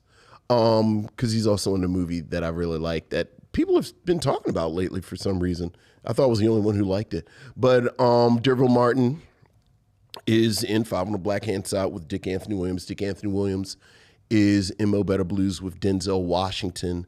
Denzel Washington is in Philadelphia with Tom Hanks. And then Tom Hanks is in That Thing You Do Yes, with with Steve Steve Zahn. I love that movie. I love that movie too. That's a fun movie. It's a fun movie. I was looking at a TikTok series about fictional songs that could have been real songs. And the genius of That Thing You Do is it seems like a song that would have become a huge hit, but the people who came up with it seem like the kind of band that would be a one-hit wonder. yeah. Like it's a song that would have been a huge hit, and then after 6 months, everyone got tired of it. But like that's kind of hard to pull, but I like him in that. Oh yeah. Yeah, he's having a ball in that. Yeah. Yeah, That is Nailed it. Was it five steps? Did you do? I think so. that wasn't even 5. I think it was more like 4. What did I say? Dick Anthony Williams, Denzel. Denzel, And then you went to Tom Hanks. Tom Hanks. So 3 steps. Wow. Yeah. All right. All right. Next one. This is one that I know we've done before, but maybe you'll forget. Okay. In 6 films or less, connect D'Urville Martin to this famous James, James Cromwell. Oh, I know where you're going. yeah, because we've not done this before. I think we have. No, we have not, because I've never talked about how dare you? How dare you disrespect my Star Trek bona fides? Yeah, so I thought we've done that. I thought you No, connected to we've him never before. talked about First Contact. No, because you brought up Alfred Wood. No, maybe it was because of Alfred Wood. Right. That's why. How Because I knew we did the film how before. dare you? Okay, all right. All right, let's see. Just do the. All right, and then I'm gonna do some science fiction. Wait, James Cromwell's a tall guy. Yeah, From yeah. the family From Babe. Yeah. And LA Confidential. But more importantly, Yes. D'Urville Martin is in The Final Come Down with Billy D. Williams. Billy D. Williams is in Empire Strikes Back with Harrison Ford. Harrison Ford is in Blade Runner with Sean Young. Sean Young is also in Dune with Patrick Stewart. And Patrick Stewart is in Star Trek First Contact with James Cromwell because he's He plays the guy who Cochran. yeah. The Created First the warp Contact drive. guy. Yeah. I love him in that because if you're a Star Trek fan, so for Star Trek, people who aren't Star Trek, Earth makes contact with the Vulcans, and that's what propels them into space and Further into space. further into space in contact with everyone else. Like there's not necessarily a prime directive in place per se, but kind of the rules are aliens don't mess with planets that haven't developed warp technology. Yeah. And Zachary Cochran. is the guy on Earth who perfected the warp drive. And the thing I love about him in First Contact is that like he's one of these names that if you watch Star Trek through the years, you hear him. Like he's like Benjamin Franklin and Abraham Lincoln. So you always heard his name. You always heard his name. First Contact, James Cromwell plays him, but he's like a crazy guy. Wow. So it's kind of subverts the whole thing about historical figures. And it's James Cromwell, who's always kind of, he's like the LA Confidential guy. Okay. And he's kind of playing wacky. So I really like him in First Contact. Can I try one? You mentioned that he was in LA Confidential? Yeah. Yeah. With Kevin Spacey. Mm-hmm. Yes. Who was in See No Evil, Hear No Evil. Mm-hmm. With Richard Pryor. Richard Pryor was in Adios Amigos. Unfortunately. With Fred Williamson. And D'Urville Martin was in tons of Fred Williamson movies. Mm-hmm. So, all right. There you go. Okay, just getting my little rust off. You know, break dances is happening in the Olympics now. So, 4 more years, I'll be ready. You know, that was good, though. I liked it. All right, so I got it. I beat you, though. Beat ya. I got you. I got you. Very good. Very good. All right. I just want to talk about I didn't see Blade that, Runner and Dune. Well, I mean, you're the sci-fi guy. You know, I like film noirs. So I like film noir too. So do you like Blade Runner? I love film noir. I love Blade Runner. I mean, I like the original version of Blade Runner. That's the only one that. Absolutely. Yeah. We showed that in class. If you studying at Temple University, cinematic cities, we use futuristic cities and we talk about the history of cinema. Yeah. You know the story then about the dude who designed the sets in the city. We didn't go that deep. Yeah, Just yeah. talk about- So he's a dude and I used to know his name, but he designed the cars. Okay. And when how do I forget the director of Blade Runner? Ridley Scott. When Ridley Scott saw the sketches in the background, he had sketched buildings and everything, and he liked the background sketches so much. Right. He hired him to design the set. So like the dude who designed the flying car also designed all the other stuff. That's so dope. Oh, I love Blade Runner. That's so dope. All right. All right. Vashawn, shout out to Vashawn. We were doing this earlier, but anyway, yeah, you guys got to come to the class and talk. So it's Cinematic Cities, and I just got my contract today. I haven't signed it yet, so hopefully it's still available to me in the morning. But I'll be teaching. Did you see this guy on this YouTube? Oh my God. Hey, look, you got to keep the kids awake. Amen. I know that's right. All right, ladies, folks, it is now time for us to move into our review of Riverbend from 1990 with Mike Dennis of ReelBlack. Be gentle, but be honest and fair. Always. A black major and his men are on the run from a rigged court-martial and hide out in a small Georgia town where a cruel white sheriff is terrorizing the black population. Together, with one strong-willed woman, they formulate a bold plan to fight for freedom and human rights. In Riverbend, the movie kicking off, our A is for Action August, here on the Micheaux Mission, stars Steve James, Margaret Avery, Tony Frank, Julius Tennant, Alex Morris, and written by Samuel Vance, directed by Sam Furstenberg, and brought to the Micheaux Mission by our good friend and our very special guest tonight, Mike Dennis of ReelBlack, who is actually in the midst of restoring this film to its 1990 pristine glory. Mike, what say you of Riverbend? It's the best movie you'll ever see that you've never heard of. You know, there's an argument. 1990 was an interesting year. It was actually released at the Cannes Film Festival in 1989, right? So it's contemporary of Do the Right Thing and Mississippi Burning. The filmmakers, the writer, producer, Sam Vance, he spent 8 years developing the story, but when it was released, he said, we want this to be the antidote, the anti-Mississippi Burning. We want to have a movie where black characters are presented that take agency for their own fate. Yes. You know, and he did that with the help of with Troy and Regina Dale, who financed the film in Texas independently. And they made it, and then it was promptly buried. It made it to VHS and promptly disappeared. You know, VHS was big. There might have been 20,000 copies of this on VHS at the time. But, you know, you're lucky if you can find one now that still plays. So, you know, I was brought in I discovered the film. We had this at the store that I used to work, Video Library in Mount Airy. And this cover did not sell me on. I was like, I don't want to see this crap. I don't want to see this crap. And then Charles Woods, the professor, people that watch my ReelBlack channel know him, he had like 5 copies of this thing. Wow. Yeah, he said, you got to see it. I'm like, why are you so obsessed about this movie? And I watched it like you guys did, and it blew my mind. It really is one of 2 movies maybe that I can think of. And I, as I demonstrated my deep knowledge of cinema, I think it's this and Spook Who Sat by the Door are the only 2 movies that are like this, that show black people fighting back against their oppressors.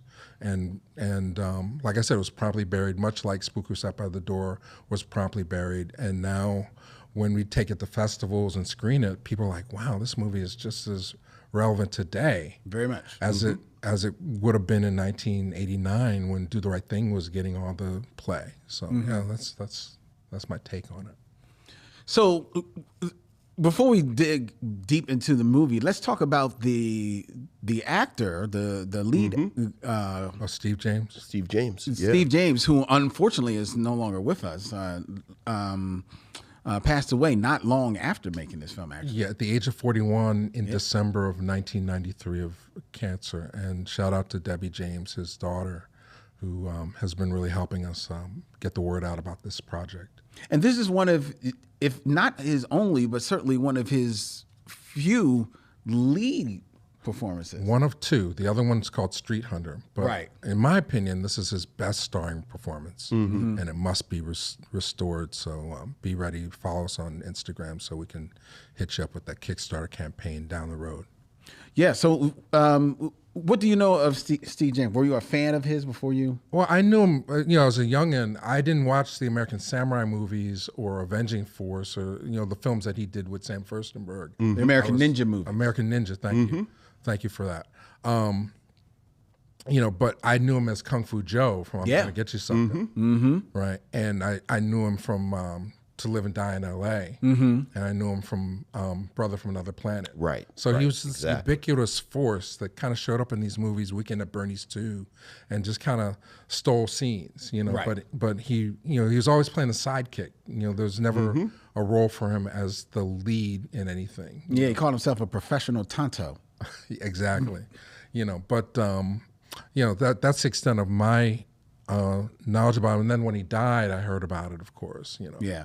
But and because the Kung Fu Joe connection is where I'm. But there, anybody watching this that cares about Steve James knows him from the American Ninja movies for sure. And as we go on the road, there's this. I don't know if you guys follow that series, but after part 2, Michael Dudikoff leaves. And there's this ongoing debate of why wasn't Steve James offered the role That's right. to become the lead? And the argument is racism. Yeah.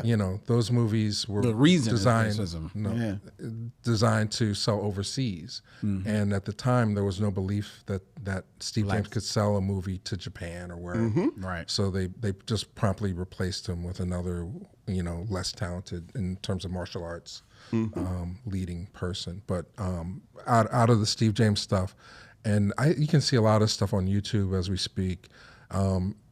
After you see Riverbend, watch Avenging Force, because that's another movie. Actually, and we'll get into, Avenging Force is kind of the reason why Steve James got to be in Riverbend. But we can get to that in a heartbeat. So, but what was your? Oh, you're okay. No. yeah.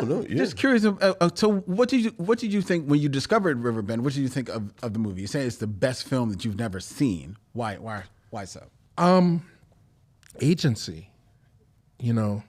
Agency of, when I say agency, it means, self-determination in the sense that the characters in most movies that don't star people with our hue get to decide their own fate.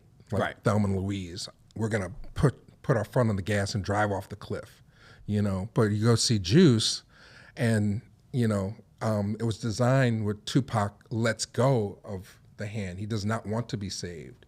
But in the editing of the movie, they make it seem like this character slips and falls and yells, and that's what and Mississippi Burning is a movie that's purportedly about the civil rights movement and black heroes like Martin Luther King and all those folks, but it's told from the perspective of 2 white FBI agents, and that denies characters of their own ability to determine their fate. The same with, we talked about, Nelson Mandela, there's a movie called Cry Freedom Yep. from around the same time period where it's about Steve Biko. Loosely. It's supposed to be about Steve Biko, but then, he passes on in the movie, spoiler alert, and then we go on for another 30 minutes while the film wraps itself up of the white guilt. And we see that as late as Last King of Scotland, which is supposed to be about Idi Amin, but it's told from this white perspective. So what immediately grabbed me was, wow, this is a movie that was really trying to say something and give, and what it's about, as you mentioned, it's about a town, it's sort of loosely Seven Samurai, Magnificent Seven inspired movie, where a trio of Vietnam soldiers who are on the lam from a trumped up charge court-martial. Right. They escape and they end up in this small town called Riverbend, Georgia, where that's being terrorized, literally terrorized by a white supremacist sheriff. And we should mention that this happens in 1966. Oh, so right? 1966, but 1960, as they say in the movie, 1866, 1966, it could happen any day. Right. You know, but by being set in the past, it gives it a framework, you know, that allows them to say, well, wait a second, you know, we've went halfway across the world as Vietnam soldiers to kill people we don't, and we've done, you know, things that we can't even speak of. Right. Unspeakable things, and we can't stay here in Riverbend and help our own people escape the terror that they have to exist with every day. I mean, that one scene in the film grabbed me, you know, and I said, wow. And then immediately I think of Spook Who Sat by the Door, which is in my top 5 all-time Black movies.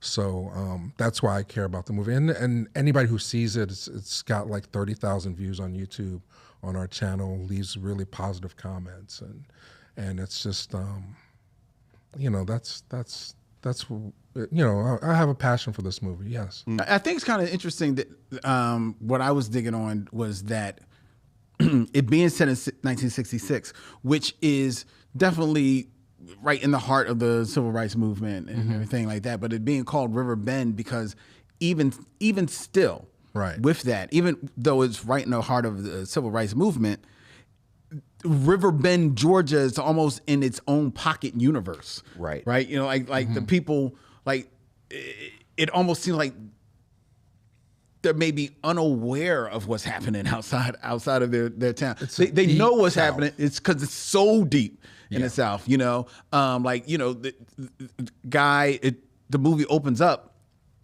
with a man having to walk to town, you know, with his letter to try and, you know, fight for his rights. I got the evidence here, and you know, spoiler alert, in the first 5 minutes, he says, "I've got the evidence right here." Well,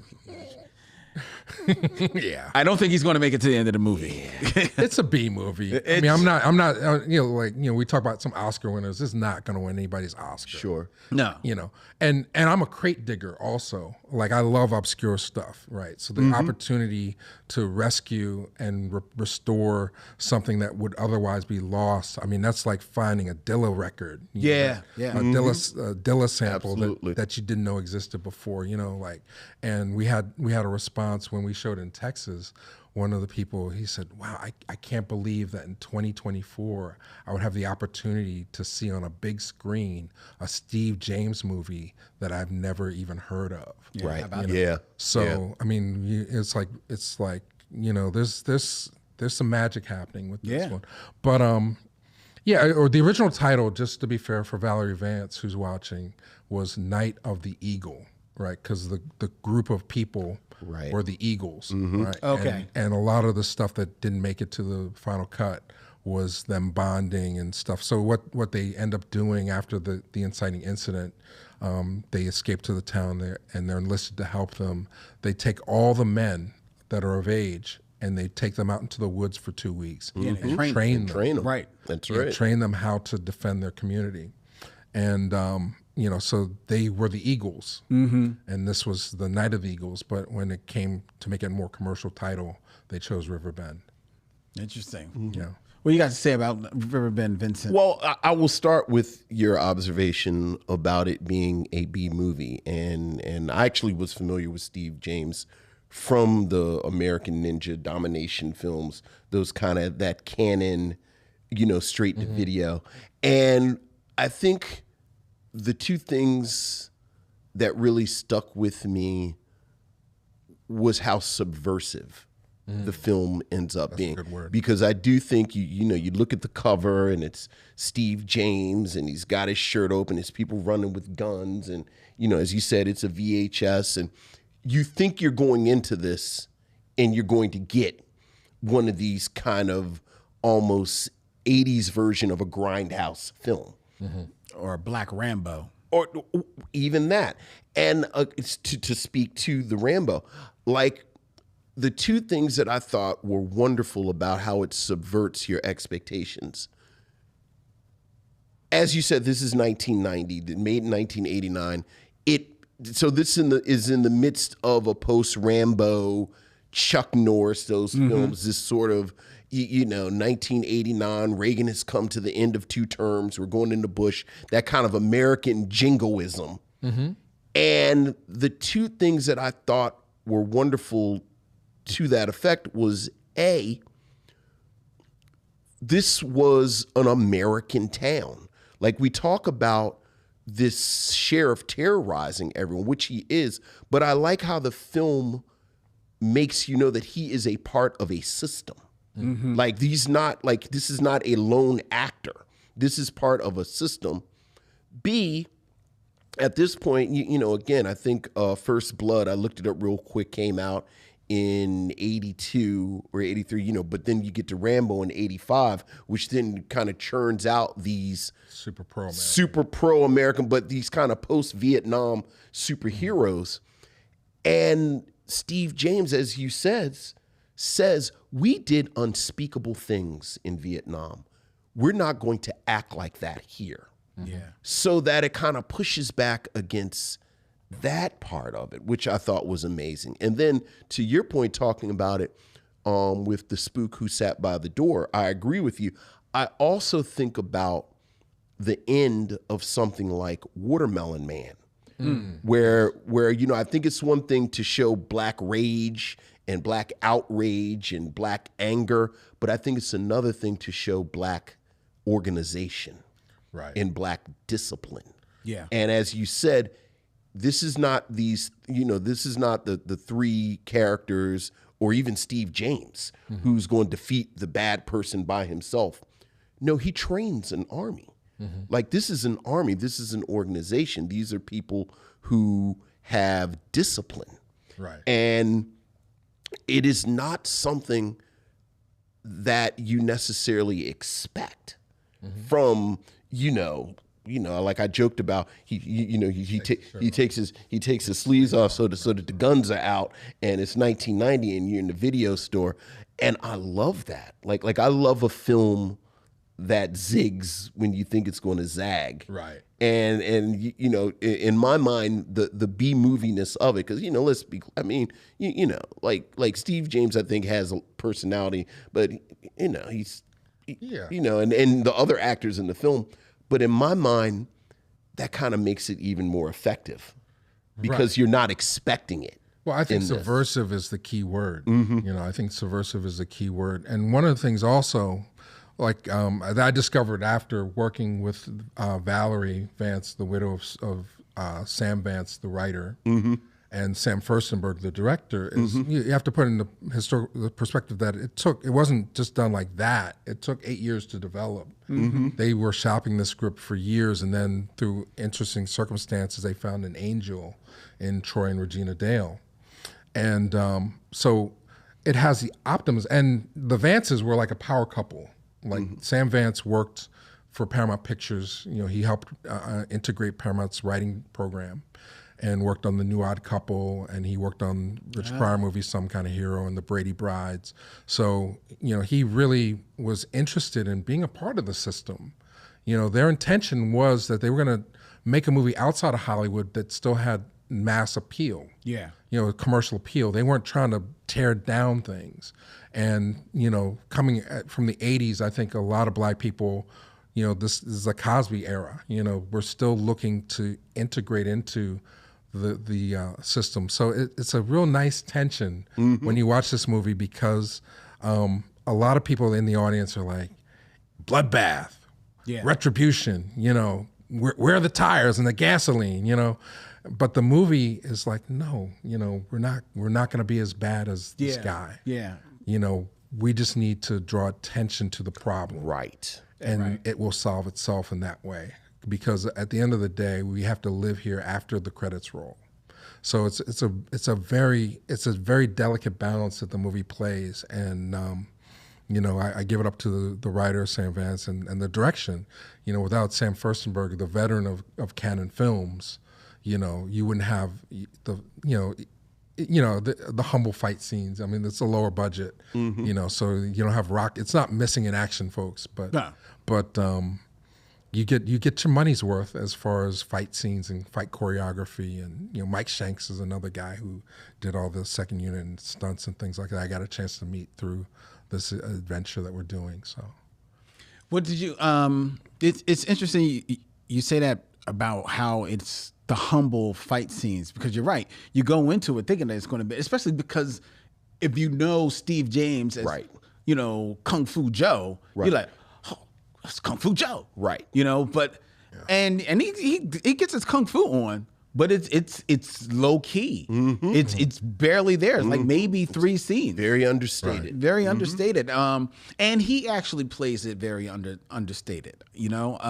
Which, especially with this being his second time at bat as the lead, you could almost. This is his first one, and then he did. Oh, that's right. That's right. Okay. But you, even still, being second banana so many times, you would think he'd be chomping at the bit to kind of like maybe chew up some scenery. Right. And the opportunities are there, but he doesn't. He doesn't. He plays it. He plays it very underplays it, and it actually works. In the performance, especially considering how much bombast is he's going up against, especially with the sheriff. The sheriff, who is very over the top, but he's playing a role. Tony Frank. Tony Frank. He's doing his job. Now, I will say his performance, Tony Frank's performance, put this film, despite very much being of its time, it made me think, I think this movie maybe missed its mark, and it probably should have been back in the 70s, like a blaxploitation film, because he's playing his character almost to that level. Right. Whereas I think everything else is more grounded, and he's so over top. He comes off with like just total villain, the twirling hard on the mustache.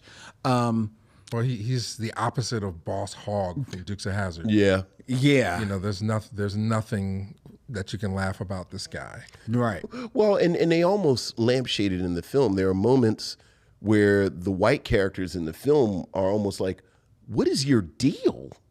Like there's a moment where he goes to a meeting with the mayor and some of the other city fathers, and as you said, he's chewing up all of the scenery, and it's N-word this and N-word that, and while they're not necessarily shocked by the use of this profanity, they are like, you are on one right now. Yeah. Like, you need to pull it back a little bit. And I love, spoiler, the good guys win to a certain degree. I love his last sort of observation in the film, where he says time is moving on and there is no place for me. Right. And it's like, well, yeah. But how much of that commentary rings true even today, right. 2024? Right.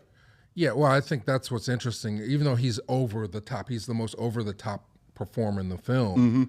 The actions that he's doing, he's the personification of white supremacy in within the context of the movie, right? But his actions are not unlike things that we get to see in real life through social media, even today. That's very true. So that's why I'm okay with it. Like I know Valerie is very sensitive. Like, we had to put a disclaimer on at the beginning of the film, I saw that, saying that the language is a little bit much, and it's a lot of use of the N-word in there and stuff. And we warn people about the violence that's going to occur. But to me, I'm like I love like Goodbye Uncle Tom. I'm like, give it to me raw. I'll drink my coffees. I'll drink it as black as you can give it to me, when it comes to showing me what this world is about, So I think he's a perfect villain for Steve James. And even the fact that he has the audacity to believe that he could kick Steve James at one point makes for one of the just sort of like, what do you say, artisan bread? Yeah. And, and Swiss cheese moments of the film, I mean, so it's it's definitely a lowbrow film on surface level, but like you said, it's got a very subversive element that I think makes it timeless. You know, it's not just standing the test of time, but I mean, this movie, and I think it was really brilliant of the filmmakers to set it in the past so that you don't have that reaction to, you know, like a lot of times if you point out racism and you make it contemporary, people are like, oh, that doesn't happen, or you know, you know, if you looked at it later, it's like, oh, that was then, this is now. What they were saying in 1989 was it was happening then, and Eleanor Bumpers and all this stuff is happening now. Yeah, it's still relevant, you know. So they had, you know, and this is why you have mature filmmakers telling stories, and it's not always has to be young people telling the immediate story, you know. So yeah. I wanted to point out the role of women. You know, I think Margaret Avery isn't asked to do a lot, but you know, I kind of liked the restraint of how they dealt with her as the quote unquote love interest, where you kind of feel, you know, it's like, you know, it's movies, right? So, you know, but they kind of hold off. And then I really, really liked there's a beat with the character Paulette, who has been Pauline, who has been assaulted earlier in the film, and her brother is murdered. And I love the fact that the film gives her a moment, yes, to express what has happened to her. And speaking of agency, like she, you know, takes matters into her own hands until, you know, you have to talk to her about what she will and will not do. And again, as someone who watched a lot of these movies, you know, again, like I'm unapologetically a fan of those canon sort of, you know, Golden Globus straight to videos. This is not a depiction of women that you get. You know, if there's a love interest in there at some point, you know, I have to say, just seeing Margaret Avery in this role, I was like, oh, because, you know, usually it's some aspiring actress and there's going to be a nude scene and this, that, and other. And this is post The Color Purple. Right. Yeah. And then, you know, again, oftentimes women are assaulted. Women have to deal with sexual violence in these films, but it's always just as something to push the male character into action. So I just love that moment. Yeah, there's a great deal of respect done for the women characters, and I should let people know what you gentlemen saw was the director's cut. Okay. Like I said, when you go to Photomat and you get the film back, it's scratched, and then there were scenes missing. They cut out a lot of the love story between the two, right? About 6 minutes, and Sam, the director, he made a decision to leave a lot of those scenes with Margaret out of the current edit, you know, because he felt that it just made her a little too forward. You know, like her husband literally just died. Her husband had just got murdered. And there's a scene, if you watch the VHS version, there's a scene on the porch where she's almost kind of coming on to him. And he said, that's too much. It's illogical or whatever. So, so, you know, there's a debate whether those will make it to the final version that makes it the Blu-ray, because Valerie Vance, she likes the scenes, and then the director feels that they're unnecessary. So we have to table that argument until we actually get the restoration. I think the scenes are probably well done, but I think the point is a valid point that, you know, her husband is the one that we see murdered in the very beginning of the movie. It's like the inciting incident.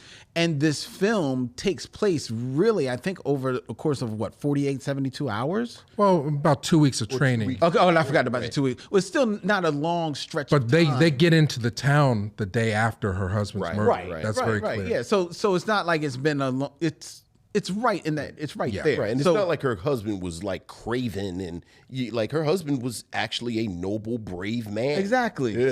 So you know, a natural attraction that might happen. Yes, and I think you see it. Enough of that is in the film, but too much of that, I think that I would bump up Okay. against that. Well, I mean, that's the director's feeling. I'm making the authorized restoration, so we're just tabling that argument for now. But I hear you guys on that one for sure. Yeah.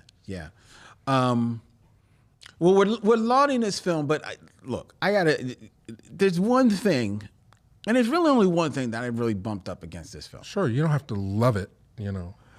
So the movie starts off with these 3, Vietnam vets. They're being taken to Georgia for a court martial. Right. And I don't, if the movie explains why they're being taken to Georgia specifically, I don't remember. That's not that important. Right. Ultimately, they escape the MPs. In their escape from the MPs, which is one of the I mean, how they do it with a cigarette, lighting the paper on fire, whatever. Yeah.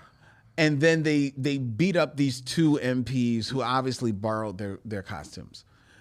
But then they run. I lied to you not, folks. They run perhaps 20 feet away from the MPs. And the MPs never start to run after them. Sure. They take one shot and it's like, well.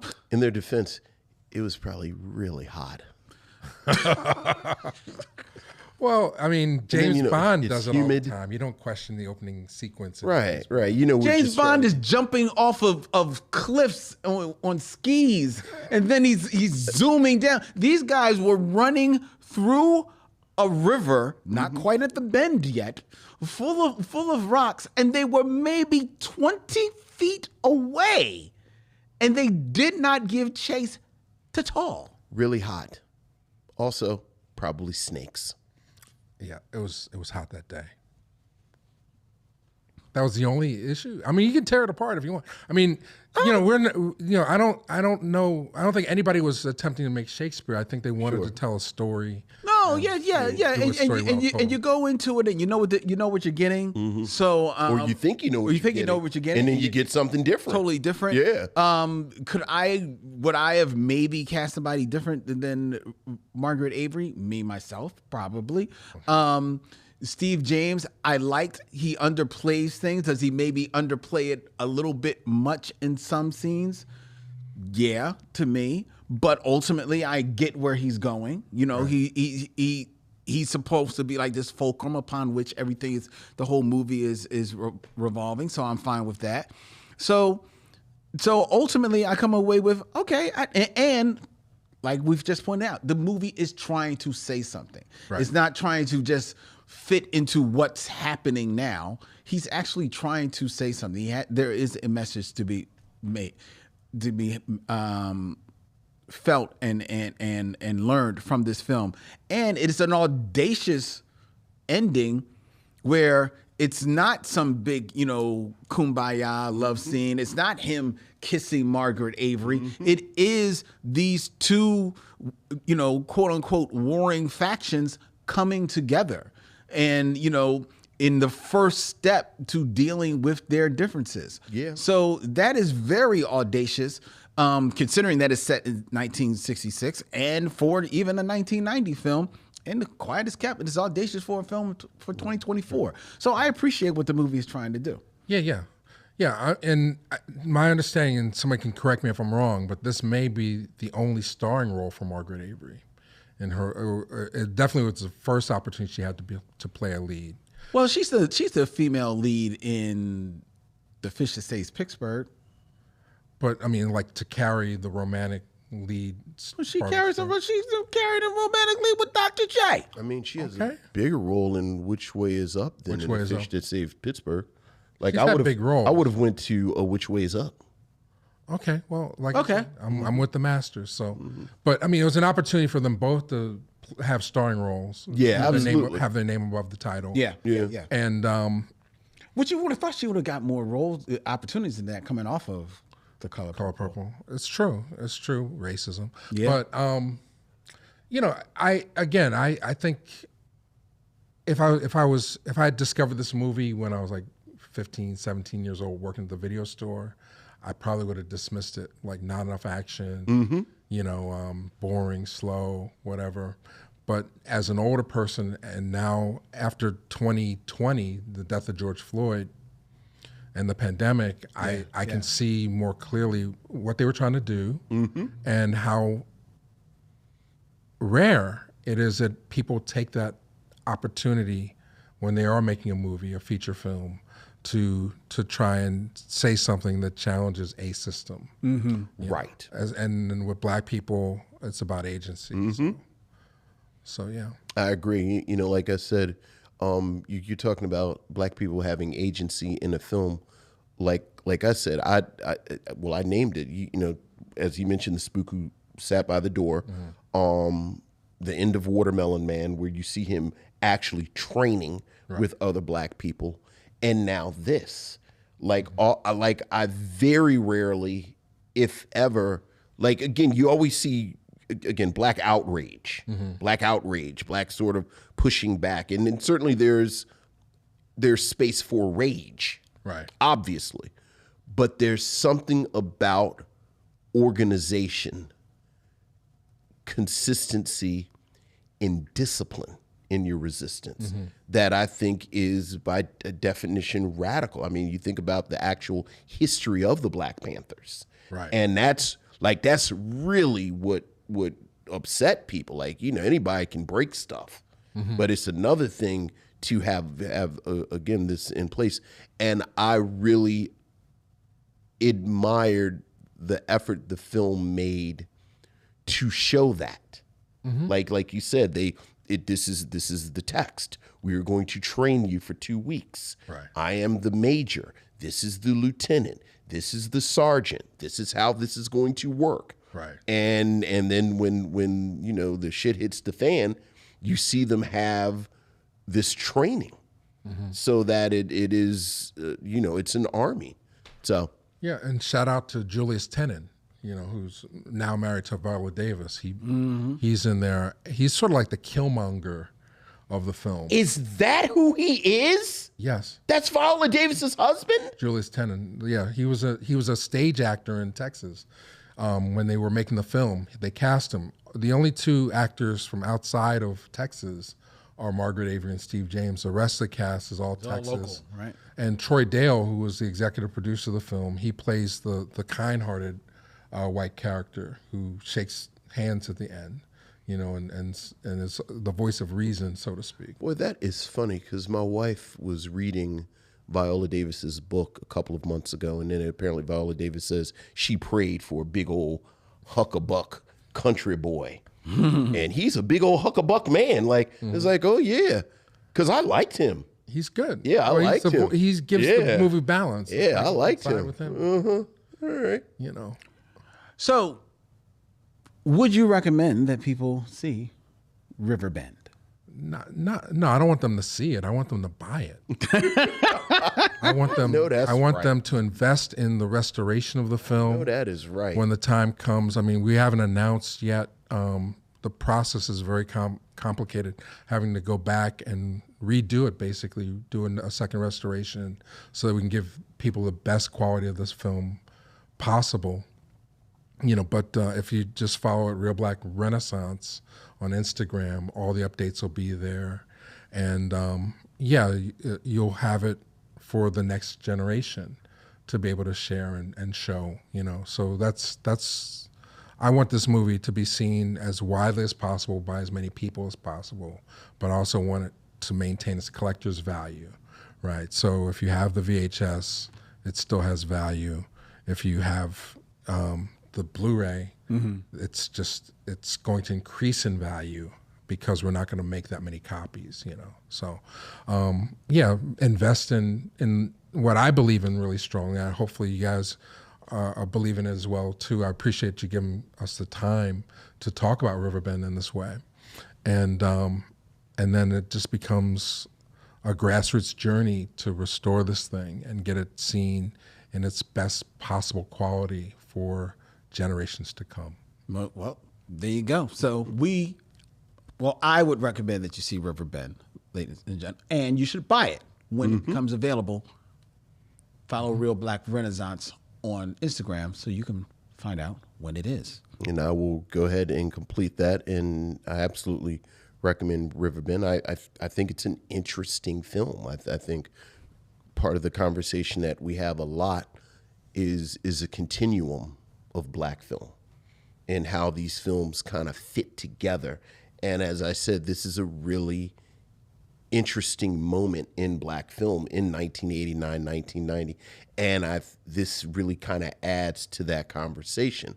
But outside of the merits of the film on its own, you know, I don't say anything behind someone's back that I won't say to their face. Mm-hmm. I've said it all the time. I think ReelBlack does important work. Thank you. Like, I think you are actually important, and what you do is valuable. And so much that we talk about, like you were just talking about this being on VHS, or you know, we were talking about In Living Color, and you mentioned that the musical performances are on the VHS, but they're not on the DVD. One of the things that we talk about periodically is so much black film has been lost from VHS to DVD to Blu-ray, and now things are streaming. Like I was joking about my daughter watching Jungle Fever. Jungle Fever is not streaming, and this is Spike Lee. Wow. So there's so much black film that in my personal life and for what we do on the Micheaux mission, we use you as a resource. Like, we use ReelBlack. So anything ReelBlack, I think we all should support. So yeah, absolutely. Well, thanks. Yeah, I mean, hopefully this moment that we're having now becomes a movement. You know, this is the first time that we're really like soliciting help. You know, I've carried it as far as I can carry it on my back, and the only way to get it to physical media is through a Kickstarter campaign or something like that. But you know, if you want to support, we've identified 4 quadrants: Vietnam veteran, or people that are into Vietnam stories. This is one that's not been seen by very many people. Those are potential supporters. Fans of Steve James and Cannon films and Sam Furstenberg, if you like action films. That's a market that you will not miss out on. People that want to help restore movies that otherwise be lost to time. And then just straight out racists that just want to see for 90 minutes white people getting their butts kicked. They can support us as well. We're happy. All the money is green. It's all green. We're Those happy dollars to take. spend. We don't care if you're racist. We don't care if you look at the movie the other way. We just need support at this time in 2024 so we can get to Juneteenth with a special edition Blu-ray. There you go. That's the mission. All right. So that is Riverbend. Before we tell you what we're going to be reviewing next week here on the Micheaux Mission, I invite you all to please, once again, go and follow, support ReelBlack Renaissance on Instagram. ReelBlack, ReelBlack, Renaissance, I don't know how to spell that, on Instagram. Send a DM to me and I'll get you a postcard. There you go. And you can also subscribe to ReelBlack also on YouTube, ReelBlack. And check out everything they've got there. We're almost at 1.5 million subscribers on Channel 1. We need more help on ReelBlack 2. That's the one that monetizes. So ReelBlack 2. There you go. 1 and 2. What? Yeah, you can't miss out. Find the man. Subscribe to it all. The elusive Mike Dennis. Whatever ReelBlack, subscribe. Okay? That way. I love you. Mike, I hit it all up. I got like 6 ReelBlack subscriptions. Thank you. I don't care. I'm on Threads everywhere. All right? I love it. Thank you so much. Oh, Renaissance in the chat. Thank you, Marcia. All right. We want to thank, before we tell you what we're going to be reviewing next week, we want to thank each and every one of you that were able to make it out last Thursday, to the Be Real Micheaux screening series, our screening of The Last Dragon. It was a fantastic time at Bryn Mawr Film Institute. We had a ball. It was damn near a sellout crowd. Oh, yeah. People were reciting the dialogue in the aisles. People were dancing in the aisles, talking to you, Ariel. They were having a great time, and they voted on the next film in the screening series, which will be coming up in time for Halloween, October 23rd at the Bryn Mawr Film Institute. The Be Real Micheaux screening series returns with Attack the Block. Yeah. Wow. Yes. Oh, yeah. Yes. Sci-fi, British sci-fi. British sci-fi. Yes, bruv. The movie that made a star out of John Boyega will be coming your way live on the big screen for one night only. October 23rd, Bryn Mawr Film Institute. Tickets are on sale now at brynmarfilm.org. So you can go and check it out. Be there with Vincent, myself, and our good friend Stephanie Watt of the Be Real Black Cinema Club, as we are there to host and do a live podcast about Attack the Block and free soft pretzels. I had you at free soft pretzels. I know I did. All right. If you are a fan of the Micheaux Mission, we invite you to have your voice heard as one of our missives. Email us at micheauxmission@gmail.com. That's MICHEAUXMISSION@gmail.com. You can like and follow the Micheaux Mission on the social media of your choice, whether it be Instagram, X, Facebook, or even LinkedIn at Micheaux Mission. You can also subscribe and hit the bell on YouTube so you can be notified of when we go live every Tuesday at 7 p.m. and when we upload all of our new videos, all of which take place right here at Yunk Junk, Philadelphia's premier video podcast palace. If you want to book yourself some time in one of their fabulous studios here and get yourself your own Dylan. We told you, he has cloned about 7 Dylans. I think there are order for 7 more. So many podcasts are booking here, so you got to get booked right now. You can email Dylan Prime at dylan@yunkjunk.com. That's dylan@yunkjunk.com, and book yourself your time here at one of their fabulous studios. The Micheaux Mission is also a proud member of The Podglomerate, thepodglomerate.com. They make podcasts work, such as ours, which will be returning next Tuesday at 7 p.m. live with our review of our next stop on Action August is Vincent's selection. We get into the year of 1972 with Vanetta McGee, William Smith, Bernie Hamilton, and Fred Williamson in Hammer. Fred the Hammer Williamson. Next week, here on the Micheaux Mission. Until then, he's Vincent, I'm Len, and in parting we say, We'll see you when